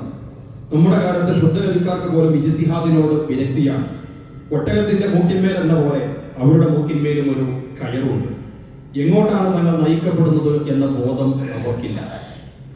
ഇതുപോലെ തന്നെ മൺമറഞ്ഞുപോയ മഹാന്മാരുടെ കബറിങ്കൽ നടത്തപ്പെട്ടിരുന്ന പേക്കൂത്തുകളെയും അവരെ വിളിച്ചു പ്രാർത്ഥിക്കുന്ന സമ്പ്രദായത്തെയും അതിശക്തമായ രൂപത്തിലാണ് ഷാഹു വലിയുല്ലാഹി ദഹ്ലവി കൈകാര്യം ചെയ്തത്. അദ്ദേഹത്തിന്റെ തഫ്ഹീമാത്ത് എന്ന് പറയുന്ന ഗ്രന്ഥത്തിൽ അദ്ദേഹം പറയുന്നുണ്ട്, ആവശ്യങ്ങൾ നിവർത്തിക്കാനായി അജ്മീറിലേക്കും സാലാർ മസ്ഊദിന്റെ മഖ്ബറയിലേക്കും മറ്റും പോവുക എന്നത് മഹാപാതകമാണ്. ഇതും വിഗ്രഹങ്ങളോടുള്ള പ്രാർത്ഥനയും തമ്മിൽ എന്താണ് വ്യത്യാസം? പക്ഷേ ലാത്തയെയും മുസയെയും പൂജിച്ചിരുന്നവരെ നാം തുറന്ന ഭാഷയിൽ തന്നെ കാഫിറുകൾ എന്ന് വിളിക്കുന്നു. ഇവരെയാകട്ടെ അങ്ങനെ വ്യക്തമായ ഭാഷയിൽ കാഫിറുകൾ എന്ന് പറയാതിരിക്കാൻ നാം ശ്രദ്ധിക്കുന്നു. എന്തുകൊണ്ടെന്നാൽ ഇവരെ പറ്റി ഷാരിഇന്റെ നസ്സ് വന്നിട്ടില്ല. എന്നാൽ മരിച്ച് മൺമറഞ്ഞ ആളുകളെ ജീവിച്ചിരിക്കുന്നവരെന്ന ഭാവത്തിൽ വിളിച്ചു പ്രാർത്ഥിക്കുന്ന എല്ലാവരും തത്വത്തിൽ കുറ്റക്കാരാകുന്നു. ഇസ്ലാമിക സമൂഹത്തിനകത്തും പുറത്തുമുള്ള ശിർക്ക് ചെയ്യുന്ന ആളുകളോടുള്ള നിലപാടിലുള്ള വ്യതിരിക്തത എന്താണ് എന്ന് മനസ്സിലാക്കുവാനും ചില ആളുകൾക്ക് ആവേശം മുമ്പ് മുസ്ലിങ്ങൾക്കിടയിൽ തന്നെ ഇങ്ങനെയുള്ള കർമ്മങ്ങൾ ചെയ്യുന്ന ആളുകളെ പച്ചമുശ്രിക്കുകൾ എന്നൊക്കെ വിളിക്കുമ്പോൾ അതിൽ അർത്ഥശൂന്യത എന്താണ് എന്ന് മനസ്സിലാക്കുവാൻ കൂടി ഷാഹു വലിയുല്ലാഹി ദഹ്ലവിയുടെ ഈ ഉദ്ധരണി ഉപകരിക്കുന്നത് കൊണ്ടാണ് ഞാൻ അതിന്റെ മലയാളം മാത്രം നിങ്ങളെ വായിച്ചു കേൾപ്പിച്ചത്. ഇതുപോലെ തന്നെ ഫിഖഹിന്റെ ഭാഷയിലും അദ്ദേഹം നിഷ്പക്ഷമായ നിലപാട് കൈകൊണ്ട് ഏറെ ശ്രദ്ധേയമായ നിലപാട് കൊണ്ട് അറിയപ്പെട്ട വ്യക്തിത്വമായിരുന്നു അദ്ദേഹം എന്ന് നമുക്ക് കാണുവാൻ കഴിയും. ഏതെങ്കിലും മദ്ഹബിന്റെ വക്കാലത്ത് പിടിക്കാതെ എല്ലാത്തിനെയും അന്ധമായി എതിർക്കുകയോ ചെയ്യാതെ തെളിവിന്റെയും പ്രമാണത്തിന്റെയും അടിസ്ഥാനത്തിൽ എന്തിനേയും സമീപിക്കുന്ന പ്രശ്നങ്ങളെ സമീപിക്കുന്ന നിലപാട് അതാണ് അദ്ദേഹം സ്വീകരിച്ചിരുന്നത്. ഇജ്തിഹാദ് എന്ന് പറയുന്നത് ഏത് കാലഘട്ടത്തിലോ അനിവാര്യമായിട്ട് വരുന്ന കാര്യമാണ് എന്നും അദ്ദേഹം സമർത്ഥിക്കുകയുണ്ടായി. പ്രസിദ്ധമായ ഒരുപാട് ഗ്രന്ഥങ്ങളുടെ ഉടമയാണ് അദ്ദേഹം. ഹുജ്ജത്തുല്ലാഹിൽ ബാലിഗ എന്നത് അതിൽ പ്രധാനപ്പെട്ട ഒരു ഗ്രന്ഥമാണ്. അൽ ഇൻസാഫു ഫി ബയാനി അസ്ബാബിൽ ഇഖ്തിലാഫ് എന്ന് പറഞ്ഞ നേരത്തെ പറഞ്ഞ ഫിഖിയുടെ അഭിപ്രായ വ്യത്യാസങ്ങളുമായി ബന്ധപ്പെട്ട ഒരു പുസ്തകം അദ്ദേഹത്തിനുണ്ട്. മലയാളത്തിൽ നമുക്കത് വായിക്കുവാൻ കിട്ടും. സാധ്യമെങ്കിൽ നമ്മൾ വായിച്ച് പഠിക്കേണ്ടുന്ന ശ്രദ്ധേയമായ ഒരു പുസ്തകമാണ്. കർമ്മശാസ്ത്ര ഭിന്നതകൾ, ചരിത്രവും സമീപനവും എന്നാണ് അതിന്റെ പേര്. അപ്പോ ഇങ്ങനെയുള്ള നവോത്ഥാന ദൗത്യം വഹിച്ച ഒരു പണ്ഡിതനാണ് ഷാഹു വലിയുല്ലാഹി ദഹ്ലവി. മറ്റൊരു നവോത്ഥാന നായകൻ ഏതാണ്ട് ഇതേ കാലഘട്ടത്തിൽ ഷാഹു വലിയുല്ലാഹി ദഹ്ലവി ഇന്ത്യ രാജ്യത്ത് ഈ തന്റെ പ്രസ്ഥാനവുമായിട്ട് മുന്നോട്ട് പോകുന്ന ഘട്ടത്തിൽ അറേബ്യൻ ഉപദ്വീപിൽ അല്ലെങ്കിൽ നജിദിൽ രംഗത്ത് വന്ന മറ്റൊരു നവോത്ഥാന നായകനാണ് ഷെയ്ഖ് മുഹമ്മദ് ബിൻ അബ്ദുൽ വഹാബ്. വിശുദ്ധ ഖുർആനിന്റെയും തിരുസന്നത്തിന്റെയും അടിസ്ഥാനത്തിലോ സമുദായ സമുദ്ധാരണം തജ്ദീദ് അതാണ് അദ്ദേഹം ലക്ഷ്യം വെച്ചത്. അതിനുവേണ്ടി കൃത്യമായിട്ട് അദ്ദേഹം തന്റെ അനുയായികളെ സംഘടിപ്പിക്കുകയും അന്ന് നിലവിലുണ്ടായിരുന്ന നാട്ടുഭരണകൂടങ്ങളെ ഇസ്ലാമിക ആദർശത്തിൽ നിന്ന് വ്യതിചലിച്ച് മുന്നോട്ട് പോയിരുന്ന നാട്ടുഭരണാധികാരികളെ വെല്ലുവിളിക്കുകയും അവരോട് പോരടിക്കുന്ന സായുധമായിട്ട് തന്നെ പോരാടുന്ന നിലപാട് അദ്ദേഹം സ്വീകരിക്കുകയും ചെയ്തു എന്നത് അദ്ദേഹം വേറെ തെറ്റിദ്ധരിപ്പിക്കപ്പെടുവാൻ നിമിത്തമായിട്ടുണ്ട്. എന്ന് മാത്രമല്ല ആധുനിക സൗദി അറേബ്യയുടെ ഭരണാധികാരികളുടെ ഓരം പിടിച്ചുകൊണ്ട് അല്ലെങ്കിൽ അവരോടൊപ്പം നിന്നതുകൊണ്ടാണ് അദ്ദേഹത്തിന്റെ പ്രസ്ഥാനത്തിന് നിലനിൽപ്പുണ്ടായത് എന്നതും ഒരു യാഥാർത്ഥ്യമാണ്. അതുകൊണ്ട് തന്നെ വളരെ വ്യാപകമായ രൂപത്തിൽ അദ്ദേഹം തെറ്റിദ്ധരിപ്പിക്കപ്പെട്ടിട്ടുണ്ട്. വഹാബി പ്രസ്ഥാനം എന്ന് അദ്ദേഹത്തിന്റെ എതിരാളികൾ അന്നും ഇന്നും വിമർശിക്കുന്നത് ഇദ്ദേഹത്തിന്റെ നേതൃത്വത്തിലുള്ള ഈ ഷെയ്ഖ് മുഹമ്മദ് ബിൻ അബ്ദുൽ വഹാബ് അദ്ദേഹം സ്ഥാപിച്ച തൗഹീദി പ്രസ്ഥാനത്തെയാണ്. മുസ്ലിം ലോകം ദീനിന്റെ സകല രംഗങ്ങളിലും അധപ്പതിക്കുകയും പ്രത്യേകിച്ചും തൗഹീദിന്റെ വിഷയത്തിലും വ്യതിചലിച്ചു പോവുകയും ചെയ്ത ഒരു കാലഘട്ടത്തിലായിരുന്നു. ഇസ്ലാമിക ലോകത്ത് ഒന്നടങ്കം മക്കയിലും മദീനയും ഉൾപ്പെടെ ദർഗകളും മക്ബറകളും അതുപോലെ തന്നെ അങ്ങനെയുള്ള പേരുകൾ അറിയപ്പെടുന്ന ഒരുപാട് ഖബറുകളുമായി ബന്ധപ്പെട്ട ആചാരങ്ങളും നിർമ്മാണ പ്രവൃത്തികളും ഒക്കെ നടക്കുകയും മക്കയും മദീനയും ഒക്കെ മക്ബറുകളാലും മശ്ഹൂറുകളാലും തട്ടിത്തറഞ്ഞ് നടക്കുവാൻ കഴിയാത്ത ഒരവസ്ഥ വരികയും ചെയ്ത കാലഘട്ടം. അദ്ദേഹം അതിനെതിരെ ശക്തമായിട്ട് പോരടിക്കുകയും ഭരണാധികാരികളുടെ പിന്തുണയോടുകൂടി അങ്ങനെയുള്ള കെട്ടിപ്പൊക്കിയ മക്ബറകൾ പൊളിച്ചെടുക്കുവാൻ അദ്ദേഹം സന്നദ്ധമാവുകയും ചെയ്തു എന്നതും അദ്ദേഹം തെറ്റിദ്ധരിപ്പിക്കപ്പെടുവാനുള്ള ഒരു കാരണമാണ്. നാമമാത്രമായ മുസ്ലിം ഭരണകൂടങ്ങളോട് അദ്ദേഹം പോരടിച്ചു എന്നത്, അതോടൊപ്പം അങ്ങനെയുള്ള ഭരണാധികാരികളുടെ കൂടെ നിന്നുകൊണ്ട് ഇദ്ദേഹത്തിന്റെ പ്രബോധനത്തെ തെറ്റിദ്ധരിപ്പിക്കുവാൻ ശ്രമിച്ചിരുന്ന പുരോഹിതന്മാർക്കെതിരെ ശക്തമായിട്ട് അദ്ദേഹം വാളുകയുണ്ടായി. അങ്ങനെയുള്ള പുരോഹിതന്മാരാണ് അദ്ദേഹം ഏറെ തെറ്റിദ്ധരിപ്പിക്കപ്പെട്ടത്. പല നിഷ്കാമകരായ പല സാധാരണക്കാരും പല പണ്ഡിതന്മാരും പോലും അദ്ദേഹത്തിന്റെ നവോത്ഥാന സംരംഭത്തെ തെറ്റിദ്ധരിച്ചിട്ടുണ്ട് എന്ന് നമുക്ക് കാണുവാൻ സാധിക്കും. സജീവ രാഷ്ട്രീയത്തിൽ അദ്ദേഹം ഇടപെട്ടത്, അതുപോലെ തന്നെ യുദ്ധങ്ങളിൽ ഏർപ്പെട്ടത്, നാമമാത്രം മുസ്ലിം ഭരണകൂടങ്ങളോ യുദ്ധം ചെയ്തത്, ഇതെല്ലാം ഖുറാഫാത്തുകൾക്കെതിരായ അദ്ദേഹത്തിന്റെ കർക്കശമായ നിലപാട്, ഇതെല്ലാമാണ് അദ്ദേഹം തെറ്റിദ്ധരിപ്പിക്കപ്പെടുവാനുള്ള കാരണം.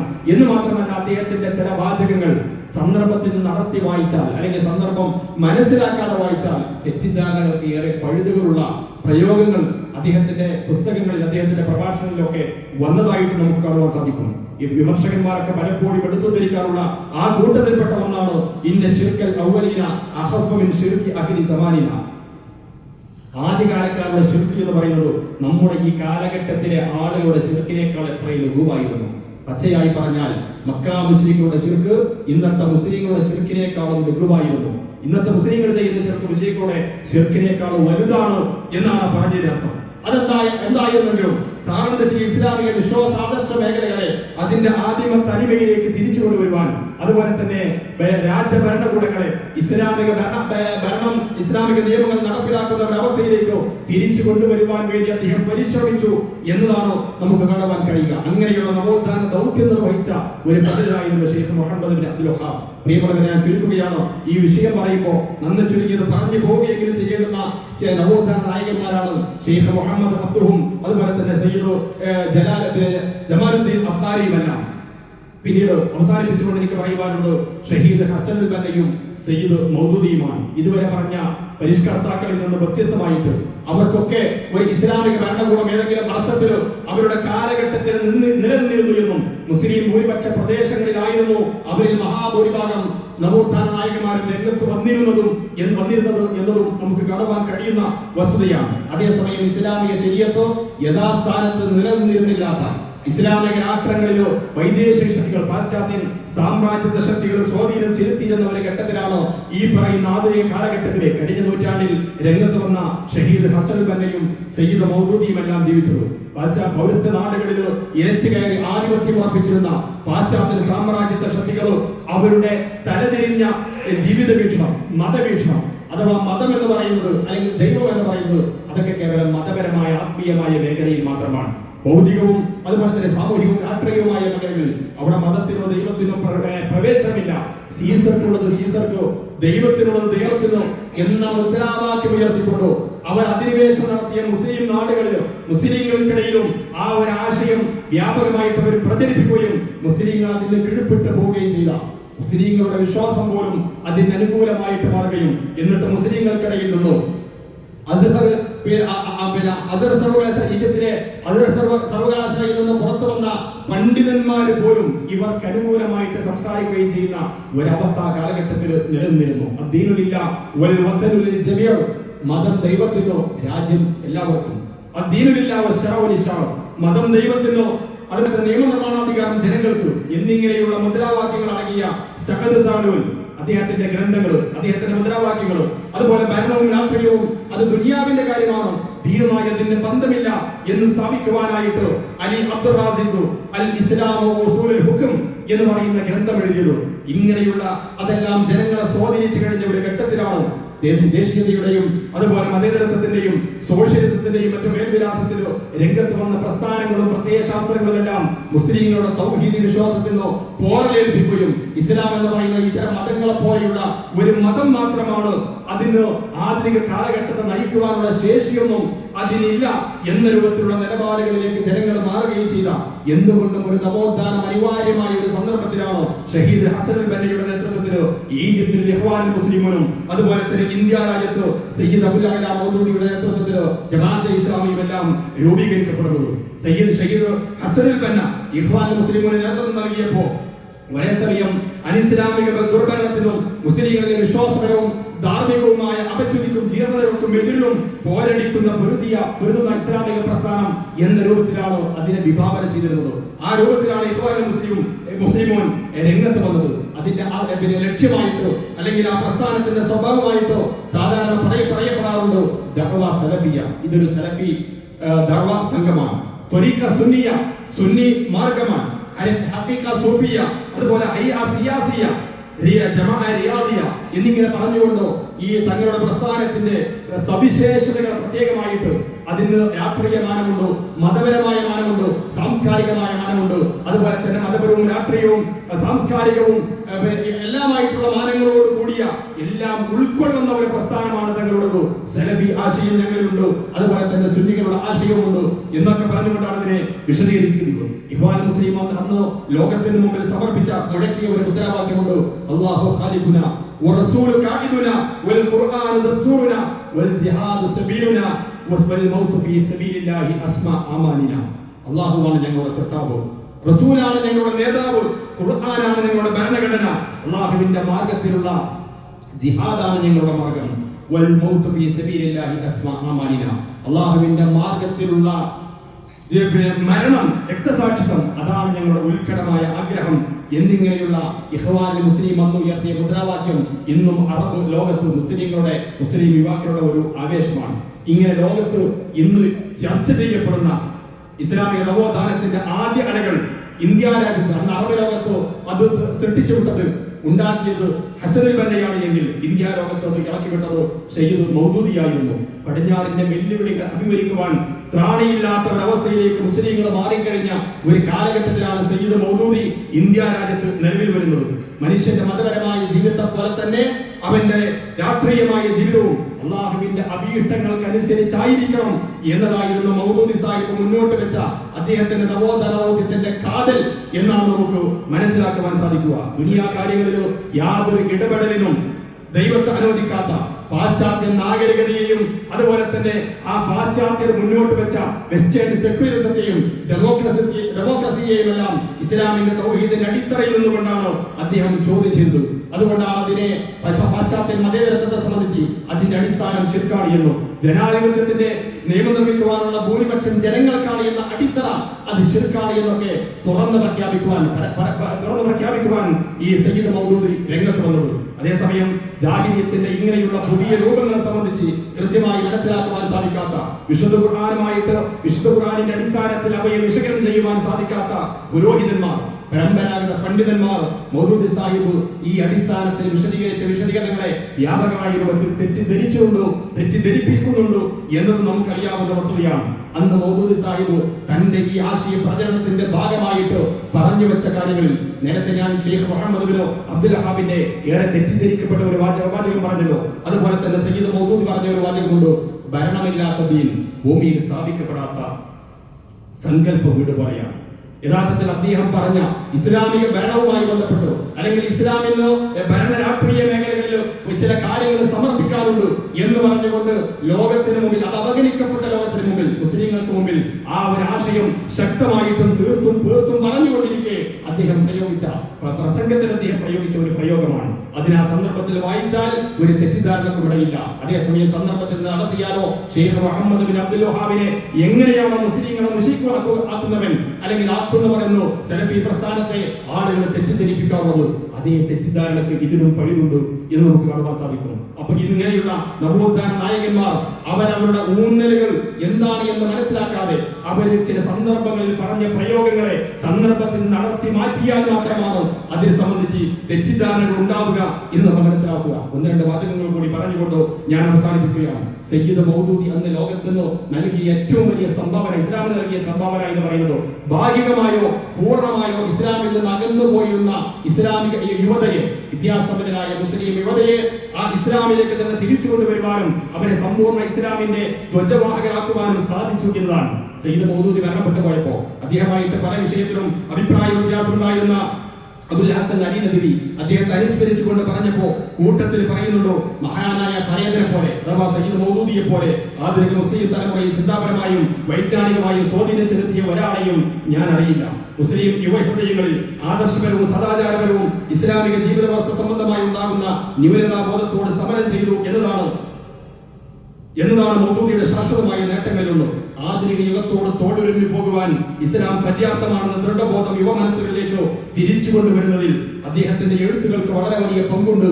ഈ വിഷയത്തിൽ അദ്ദേഹത്തെ പോലെ വിജയിച്ച മറ്റൊരാളെയും എനിക്കറിയില്ല എന്ന് കൃത്യമായിട്ട് മൗദൂദി സാഹിബുമായിട്ട് ഒരു കാലത്ത് ചേർന്ന് പ്രവർത്തിക്കുകയും പിന്നീട് അദ്ദേഹവുമായിട്ട് വിയോജിക്കുകയും ചെയ്ത ഈ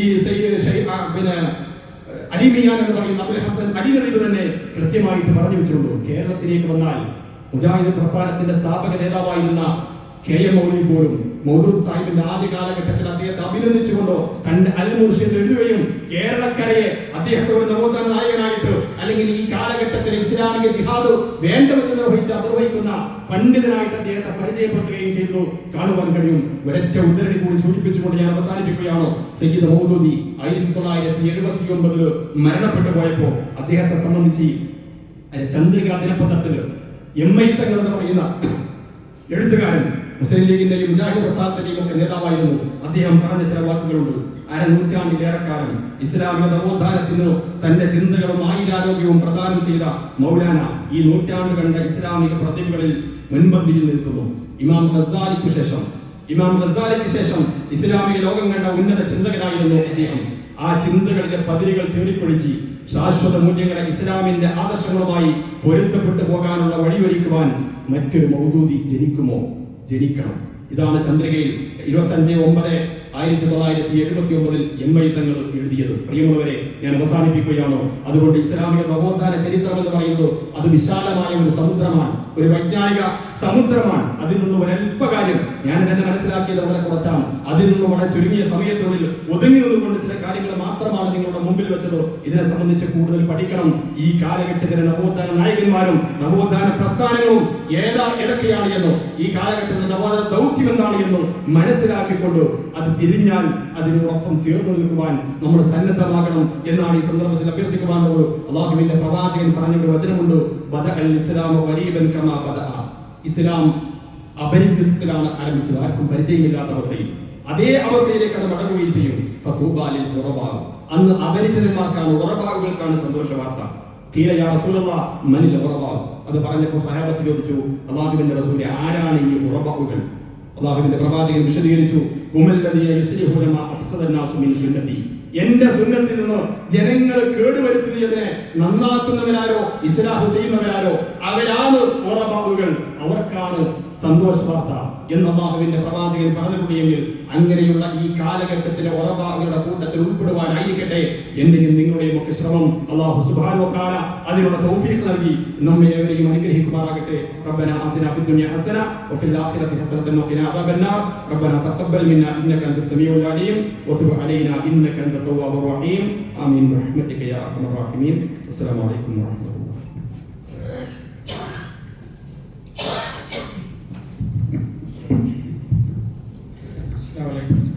പരിപാടി ഇവിടെ അവസാനിക്കുകയാണ്. ഇത് നേരത്തെ ഞാൻ സൂചിപ്പിച്ചതുപോലെ ഒരു തുടർച്ചയാണ്. അപ്പോൾ ഇൻഷാ അല്ലാഹ് അതിൽ വന്ന വിഷയങ്ങളെ കുറിച്ച് വിശദമായി ഇനിയും ഉദാഹരണം വലിയ നോട്ടഡായ ആളുകളെ കുറിച്ച് സന്ദർഭങ്ങളെ കുറിച്ചൊക്കെ വിശദമായ പഠനങ്ങളും ഇതുപോലെയുള്ള സീരീസുകൾക്ക് ഉൾപ്പെടുത്താൻ കഴിയും.